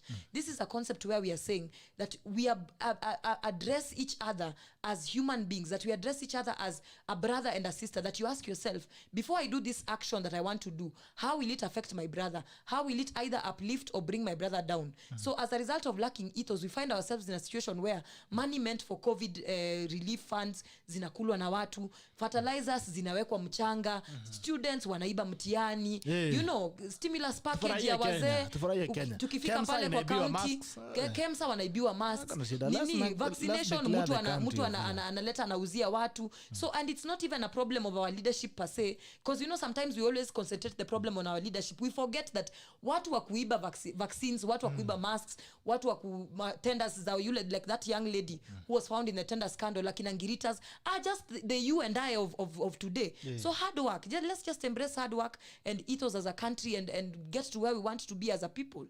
Okay. Haya.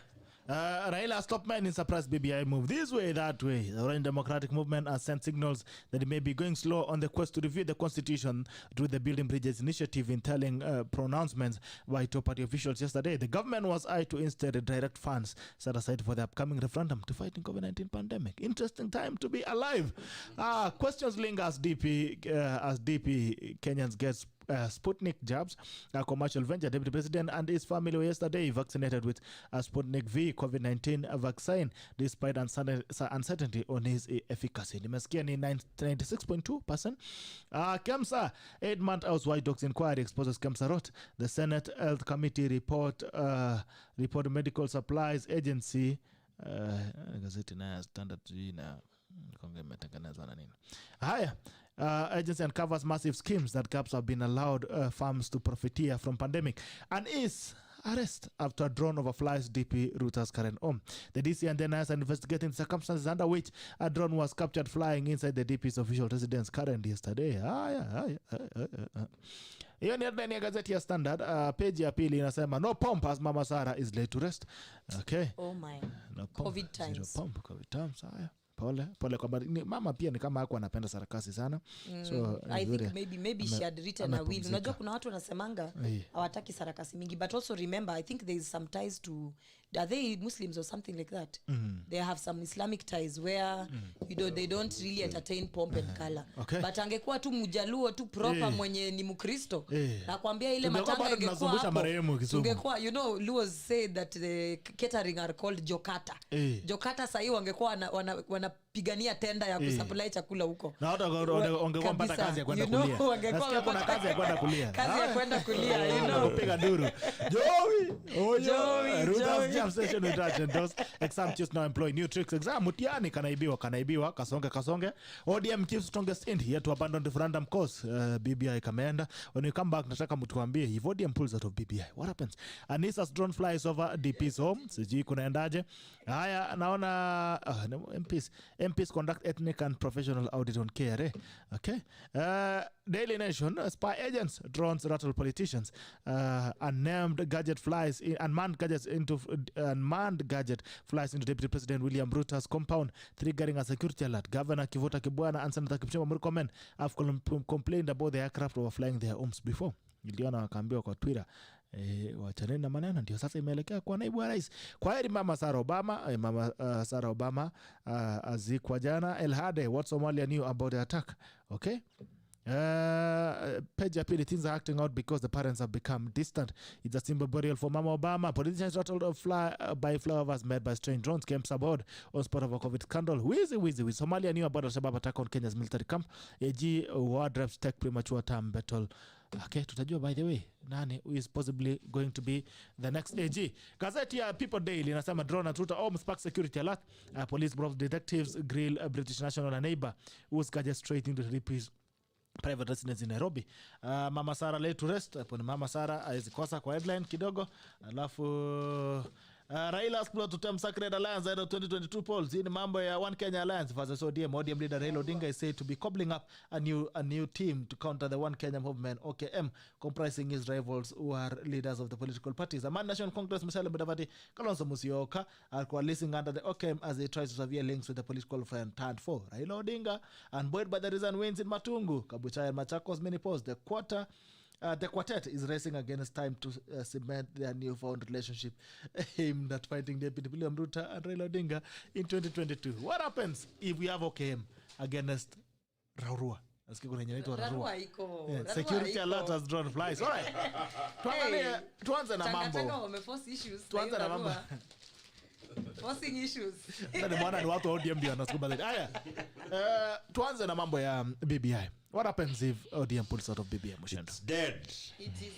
It is dead. And I hope and I pray they can pull out. And they will also pull out. Yes, I pray they can pull out of it. They will also justify my claims that Kenya One Alliance is a union of losers. They cannot deliver BBI without Baba. And that is a fact.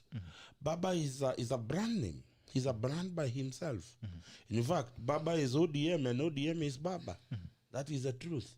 So you remember there was this Sunday he had threatened to go to Kibra and withdraw from the BBI talks. So it's as simple as that. If ODM fraternity decides to pull out of BBI, matanga tu. Matanga tupu. Can I say something? If ODM, first of all, ODM cannot pull out of BBI. Please. I'm going to tell you, allow me to just give my views. You know, in ODM right now, as you rightfully mentioned, Muchendu, ODM is facing issues. And what is happening right now is that people are standing up thinking, and it's a competition of who wants to be seen as if they are the strongest voice of Baba. Yeah, and Baba himself knows where his heart is. And I can tell you for sure, Baba is one person whose character and personality has been known as Raila Odinga's character and personality has been known to be one that starts something and sees it to its end. Most of the times, yes, he's had moments where he's walked out of deals and walked out of political conversations. But for this one, he will be a bigger person. I know him. He'll be a mature person. These people, small busybodies in ODM who are purporting to be his voice, Baba himself, when he sits somewhere chini, akikaa chini, you don't know the conversations that take place between him and the president. When they are just seated together, locked down in their own place, sipping on something soft and strong. Soft and strong, eh? Something smooth. Let me not say soft. Something smooth and strong. They know the kind of conversations they're having. If anything, I'm sure where he is, his advisors are telling him, can you tame these boys? Don't forget that, for example, when Sifuna, the SG of ODM, when the breakup was becoming bitter at Matungu, when Sifuna spewed the nonsense, I call it nonsense, that he spewed about this alliance, about this NASA breaking up and calling Mudavadi bitter. Now look at how things have changed, yeah? When he spewed the nonsense and said Mudavadi and his colleagues are bitter people, and then later on, I think it was this other, Wafula Buke, came up with a statement that was very strong and said that was political immaturity. So I'm sure where Baba is seated, he has advisors, and not just advisors. Raila Odinga himself is a smart political animal. He might just wake up and decide to say, you people, you don't know the kind of stake I have in this BBI. You don't know where I am going. And don't forget, BBI is not just an empty document. This is a document that is going to give resources to people. You can't campaign for something for 2 good years. You can't be telling people that something is good for 2 good years and promising them how money will be added to counties. Then you come back and say it's not a good document. Kenyans will look at you and say, so you want to say that the 35% increase of resources is not a good idea. So let's just be reasonable Kenyans and realize that Raila Odinga is a smart person, smart politician that will not allow his small boys who are running around trying to claim street credit and pretend that they are his voices that he will pull out of BBI. Mina kuambia hii reggae vile iko inaendelea, and it's not at just reggae from the Raila Odinga perspective. It is reggae from the Mwananchi perspective, where Mwananchi is saying that this is a document that will actually bring good for us. Imagine Central Kenya yenye ilikuwa imesema hii maneno ya reggae hawataki, walipitisha. Look at it. Na itaendelea. Acha nikwambie. I'm telling you, Raila will crack the whip. Raila will crack the whip. I will sum everything she has said as wishful thinking. Because they so wish ANC and company and the Kenya One Alliance, they cannot fathom the idea of Baba not supporting BBI because it would expose their inability to deliver what Baba can deliver. And you see, the thing is, Muchendu, now it's ODM who are telling us, ile pesa ya BBI pelekeni kwa corona. What a time to be alive. It's not ODM telling us. Let me tell you. I have always insisted, and you can quote me as many times as you want, and this is a show of record, it can show. That handshake at Harambee House was cosmetic. And you know, when our beautiful women here apply cosmetics on their face, it can only stay on the face for so long. Wait until she wakes up on a bad day when the sun is seriously hot. It is going to run out. Now, what we are witnessing today, it is the cosmetics applied on this particular exercise running down. And now they are going to tear each other. You see, it's, sometimes it is at times like right now, if I'm the DP, William Ruto, I would sit down, pull back my chair and put my legs up somewhere and swing and start enjoying the war of words between ODM and Jubilee. Because what they did was a very cosmetic thing. And that is my fear, and I have always told you, Bitok. I might be persuaded to go through whatever document or issues that handshake may have raised. But I've always told you, my fear has been when the cosmetic show off runs out, what becomes of anything this particular handshake has achieved? It is going to run out and run down with the running down of that handshake. Because you see, the problem, and I think this is where the president was caught off guard by a very smart politician in the name of Raila Odinga. Raila Odinga ensured that the president has hanged the future of BBI in the hands of Raila Odinga. It is like Raila Odinga today, it is like Raila Odinga is having a bird in his hands. And he is asking the president, Uhuru Kenyatta, can you tell me whether this bird is alive?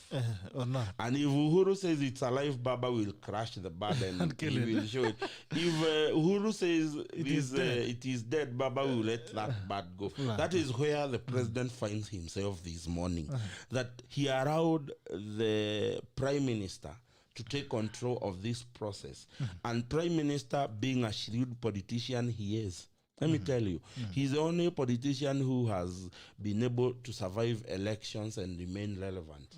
He was defeated in 2007 when he ran first. Immediately he was defeated, he crashed NDP and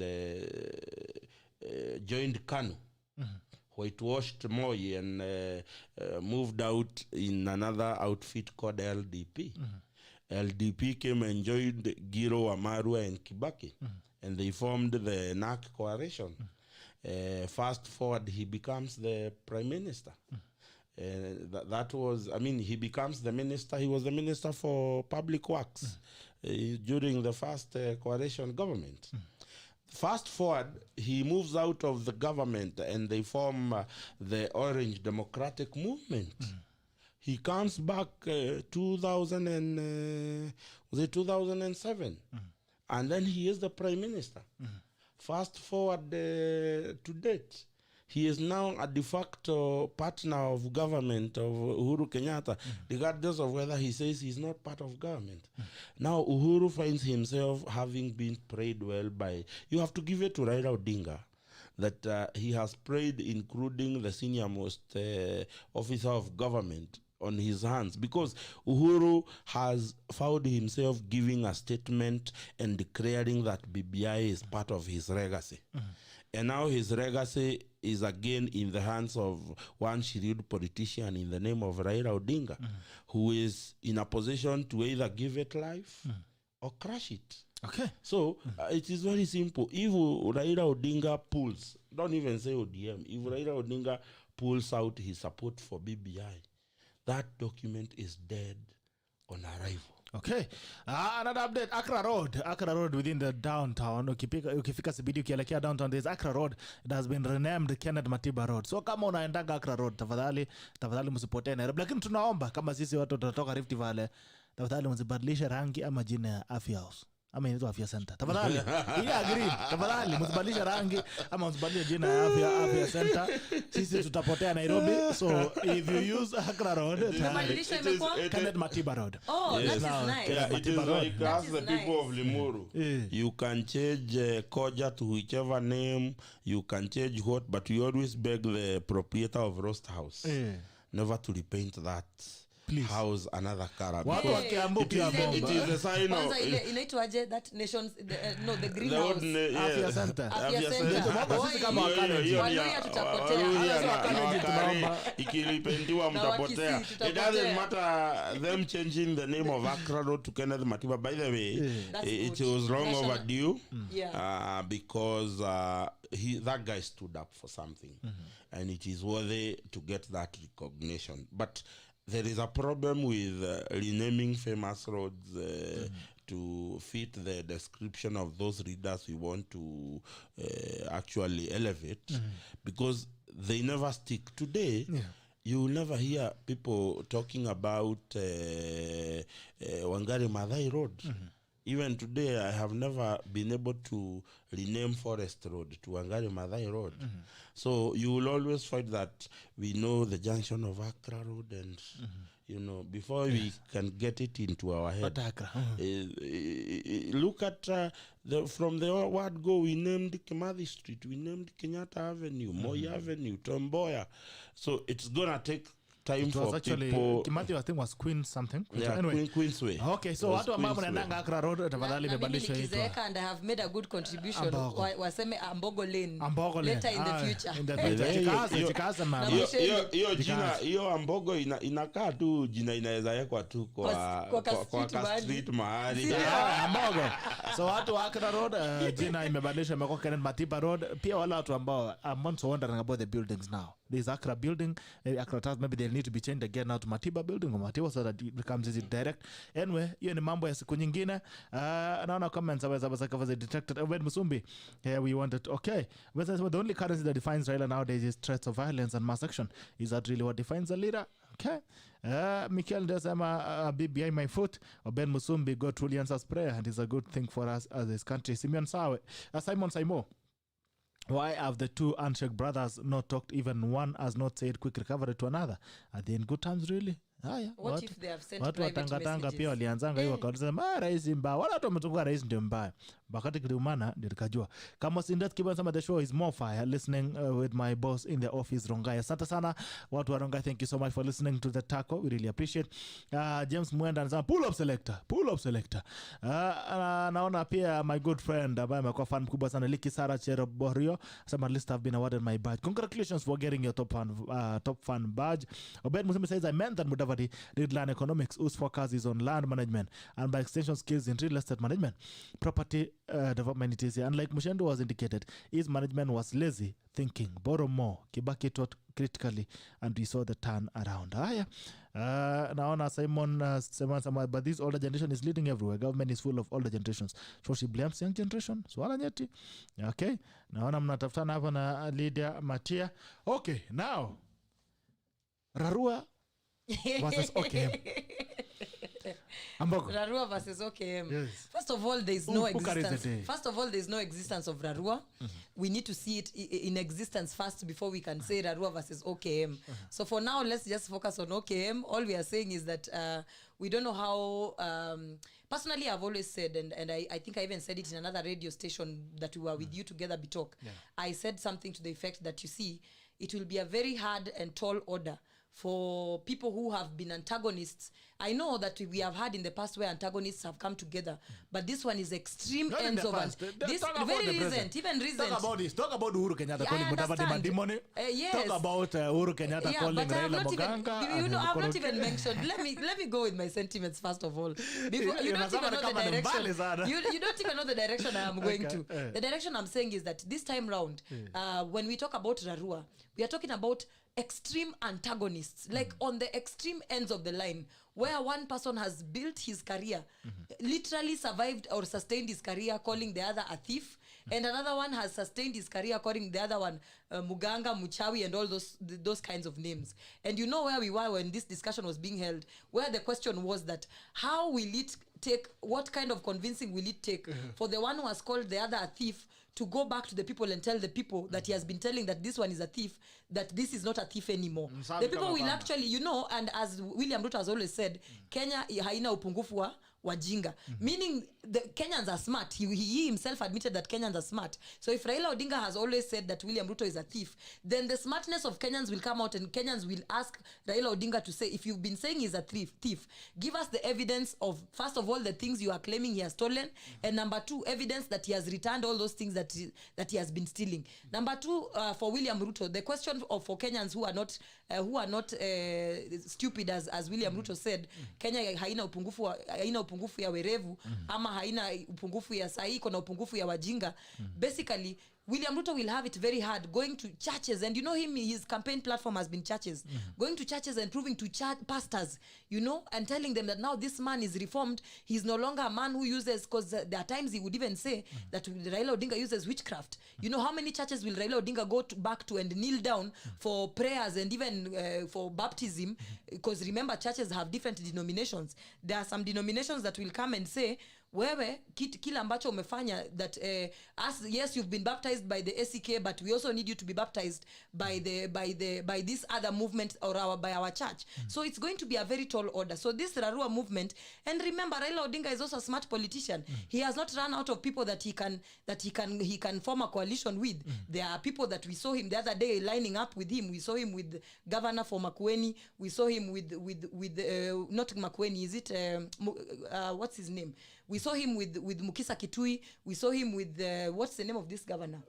Kivuta Kibwana. We saw him with Mukisa Kitui and Kivuta Kibwana. So he has not run out of ideas of people that he can form alliances with. Don't forget that Raila Odinga, again, as the supporters rightfully say, can stand on his own and would still get some considerable amount of votes. But I want to tell him that for as long as this Kenya One alliance is not with him, he has lost the Luya vote. He has lost a considerable amount of the Kamba vote. And don't even forget the recent by-elections. The recent by-elections are a litmus test for the amount of support he has lost. Matungu, by the way, if they still had the NASA alliance, Raila Odinga would have won that seat, but now it was an indication that, look, you have lost the Luhya vote and there's nothing that you're going to do about it. You know, and you have lost the Kamba vote, there's nothing you're going to do about it. Even though you might think it is insignificant, it's a very significant vote that you have lost. So what I'm saying is Rarua is an alliance that Raila Odinga will really have to think critically about, and I don't think it will support or promote his agenda as the person that he is and wants to be. Not forgetting that if he decides to, for example, continue with the maneno ya BBI,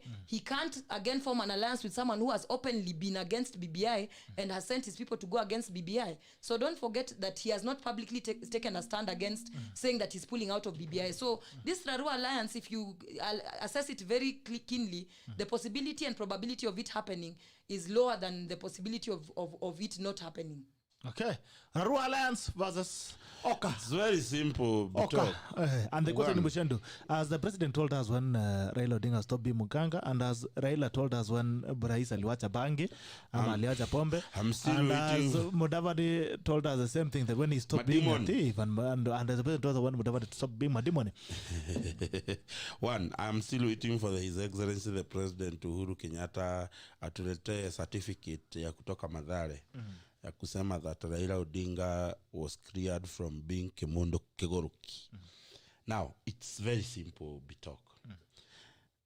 Kenyan politics is not we don't have hygiene in Kenyan politics. Number two, Kenyan politics are not based on either party ideologies or individual ideologies. We don't have set of beliefs that we believe as politicians of this republic. Today, you realize that if you go to a party like the Democratic Party of the United States, you have liberal Democrats, that is the party wing that supported the likes of Obama and company. You have other people who are known to be progressive Democrats who supported, what is the name of this, Musa? Bernie Sanders. Bernie Sanders. There is an ideology in a party. There is an ideology in politicians who learn there. In this country, Bitok, if I was to ask you what is the ideologies that Raila Odinga believes in, would you be able to identify them? If I told you what are the ideologies Uhuru Kenyatta believes in, can you identify them? Can you identify them? Yes. Can you I have my Water bottle here. Can you identify? Yes. Okay. We talk. I ain't going anywhere, my friend. So you cannot really say by excellence this is what Uhuru Kenyatta believes in, because otherwise, if he had a set of ideology, there is no way they would have done a handshake with the leader of opposition and drive the same agenda. The only reason they are able to drive the agenda in the name of BBI is that they have no ideologies. You cannot identify what are the set of beliefs they have in politically. Therefore, that makes it very simple for William Ruto and Raila Odinga to work together. They don't have a belief. They just have developed a disliking for each other. And a disliking for each other has a time frame. As long as coming together has more benefit than them shouting at each other, the Kenyan politicians have no manners. They have no hygiene. They are like, in our language, in our French, we say, and I will say it then interpret it, that means that for a man, a Kikuyu man, is that for a Kikuyu man, as long as something has benefit, what is there to be shy about? You just, people will talk for a moment, and I will gain what I'm gaining, and then life moves on. I should move to Central Kenya. You know, you understand.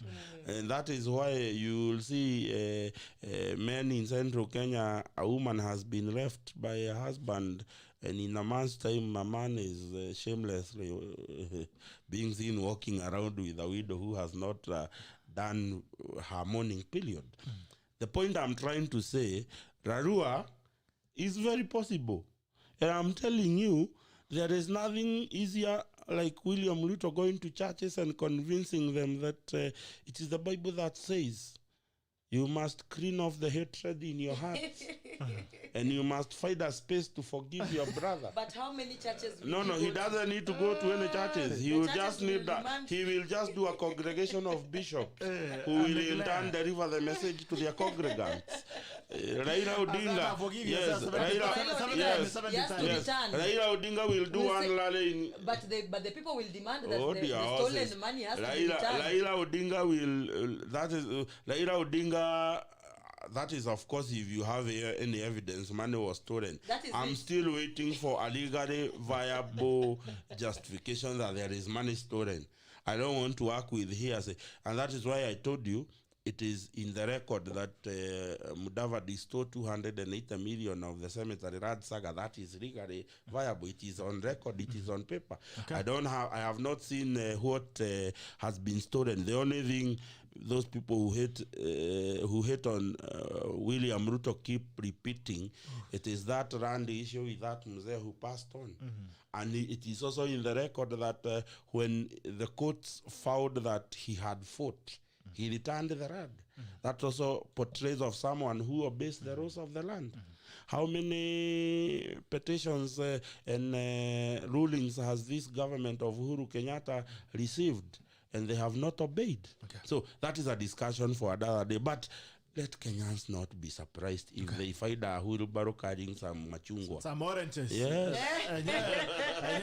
Machungwa wezi useko tu bila kupepa. Yes. Lazima machungwa ibembwe. Okay, it's a pleasure to have you. It has been a pleasure to have you. There's also hospitals have gone to pick free cylinders from DEFCI. But now they'll come and charge out the oxygen. The idiocy in this country. I hope they'll give the oxygen for free. The hospitals that have lined up at DEFCI in Ruiru to pick a free oxygen tanks, I hope you'll be able to give Kenyans free oxygen for what they need. First of all, I would also like to thank Devik. Devik has been a very good partner during the COVID period. Helping the communities in Loiro survive the pandemic. And number two, he was also a member of the Kiambu County COVID response team, who has rendered a very big help to the COVID response emergency fund. But of course, now that fund in Kiambu is a subject of investigation. It is said that despite the Devik and company raising so much money for us, it has been misused. Okay. Can you imagine that we were buying bags to pack COVID foods to give to people? Every bag was costing 90 shillings. And we bought 1 million bags. I think 200,000 bags, each costing at 90 shillings. That's about 18 million shillings spent unwisely for packing bags. Hallelujah. You know, a hungry person does not care whether you bring the food in a bag or not. In fact, when you tell them come with something to pack, they will come with it. So it doesn't make sense. So I think as much as they get those cylinders, we also hope that Mutahi Kagwe is not just asking for cylinders. He will also going to institute a program where he's going to assist hospitals get enough oxygen. You know, I come here every day and I have issues with Kiambu County government. But today I just want to commend the individuals who are working within the Department of Health of Kiambu County. Kiambu County is probably the only county that has pumped oxygen to every bed in their COVID response centers. Oh, that is nice. In Tigoni, in Kiambu, I think, and in Wangige, they have done bulk oxygen and put some huge oxygen tanking and piped oxygen to every bed. Oh, so I am man enough to give credit where it is due. And I want to give credit to Dr. Murega, who is the CEC, and Dr. Nyaga, who is the Chief Officer Health, for actually having thought about bulk oxygen. So when other hospitals are dealing with shortage of oxygen, those COVID response centers in Kiambu have enough oxygen to help those people who are there. So at least for that one, we commend you. And next week we are coming back to tell you the evils that other departments. Answer my question. Yes. Rarura Oka, which one takes the day?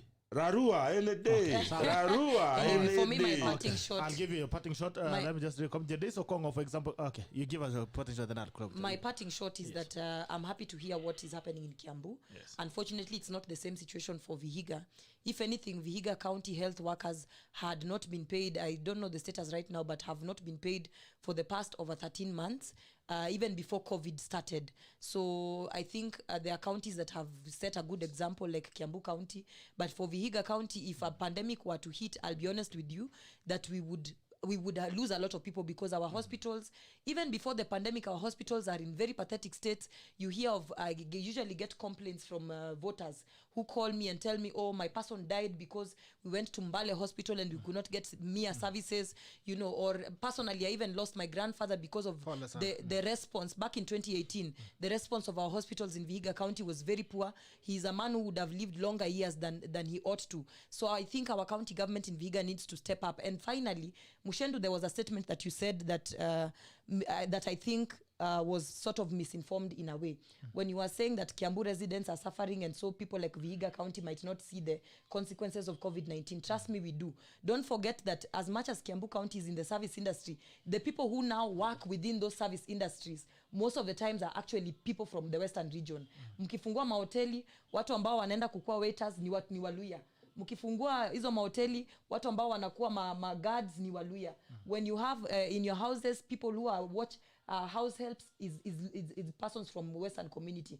So that is why whenever the president announces a lockdown, you see a lot of Luyas going to the stages and wanajaza huko, magari zinaongezwa fare, watu wanarudi nyumbani. Not because that they are afraid of staying in Nairobi, but because they are wondering how will they survive in Nairobi when their daily income has now reduced. Like after the lockdown, most people in Nairobi who have been having house helps have been telling them, si kwa ubaya, but I'm now at home, I can take care of my children. So that Luya girl from VIHIGA County has to go back home. Fare imepandishwa to 4,000 shillings. And don't forget, those circles are actually run by people from your area. So whenever there's problems, let us agree as communities that because we fund your industries, hata nyinyi mnaturumia kidogo, kama kuna lockdown, mna reduce, mnaweka tu fare inakuwa kawaida, hata ikiongezeka, it doesn't have to be so much. Like this week, a fare ya 1,000 kwenda VIHIGA ilikuwa sasa ni 4,000.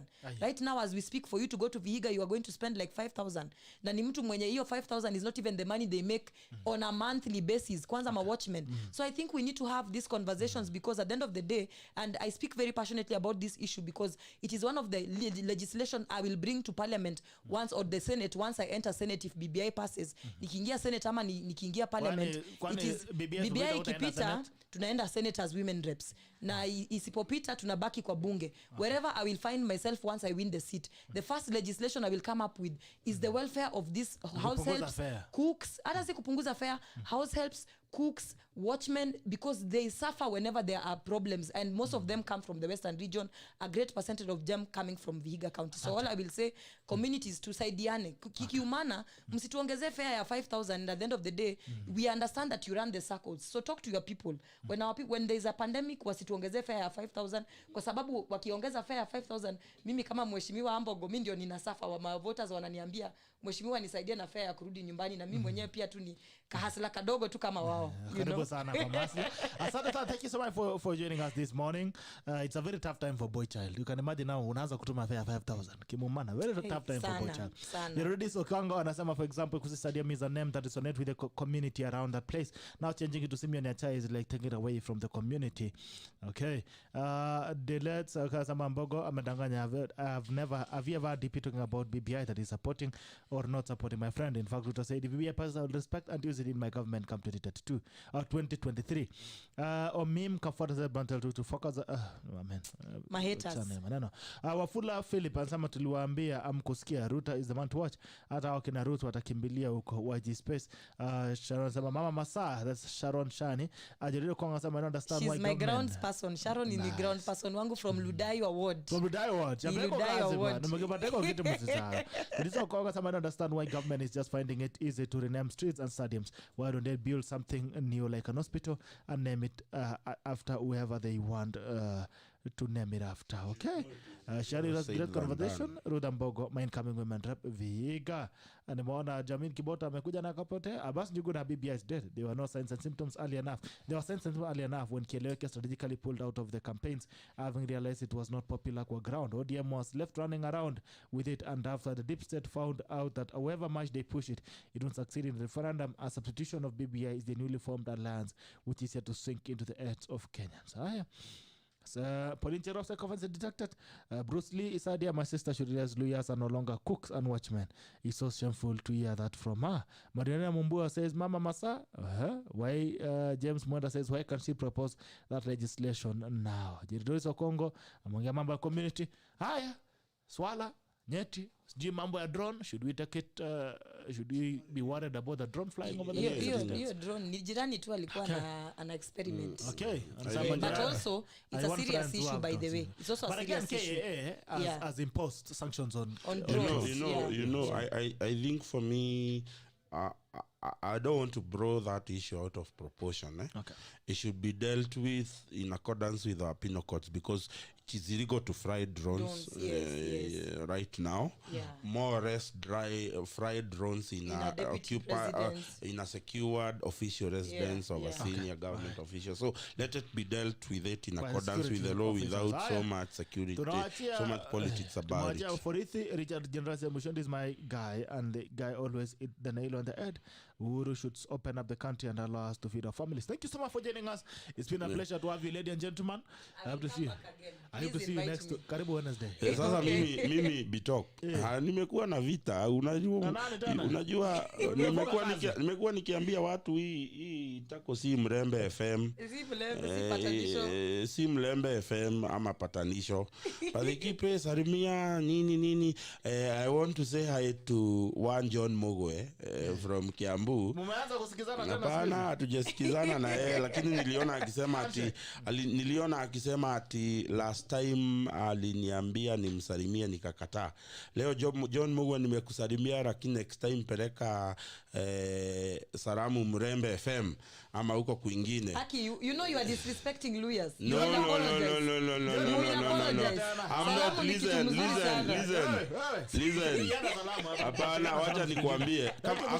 Hakuna kitu nilikuwa napenda kama nikisikiza salamu za Uduri. Salamu za Uduri. Asante sana. Thank you guys. It's been a pleasure to have you. I hope to see you guys again. Niseme pia salamu kwa my team. Salimia Bazaraka. Team Ambogo, great people doing a great job. I have Nick Were, head of PR, wamekuwa kisikiza, Chris J, Sharon, niko tu na watu wengi, Sandy, Steve has been listening. There's even a gentleman called Karanja amekuwa kisikiza. So many people have been watching, of course, and Lydia Mathia, and namtafuta for kahawa after this. Kahawa ya sia ya mkahawa. Kahawa tu ya mahali special. Unajua unaona mnafanya patanisho kwa show yangu. Lydia Mathia, mnaanza kunilipa. I'm sending you guys invoices, natumia Mudavadi ya campaign by the way, ya marketing. Utakuwa umenisaidia. Namtumia invoice. Haya, Jamil Kiboto naona amerudi, amesema you're doing a great job GB. Your guest is at top notch, tackling real issues. Hata sijapotea, suddenly falling. So thank you so much, Jamil Kiboto. Thank you guys for joining us this morning. And thank you also tacklers who have been with us. We really appreciate it. Hope to see you again tomorrow on Diaspora Edition. I'll have to do inakuwa vipi. Until then, see you. Bye-bye. These are Tackle and the Tackle Ends. Now we love you. Take care and have a great day.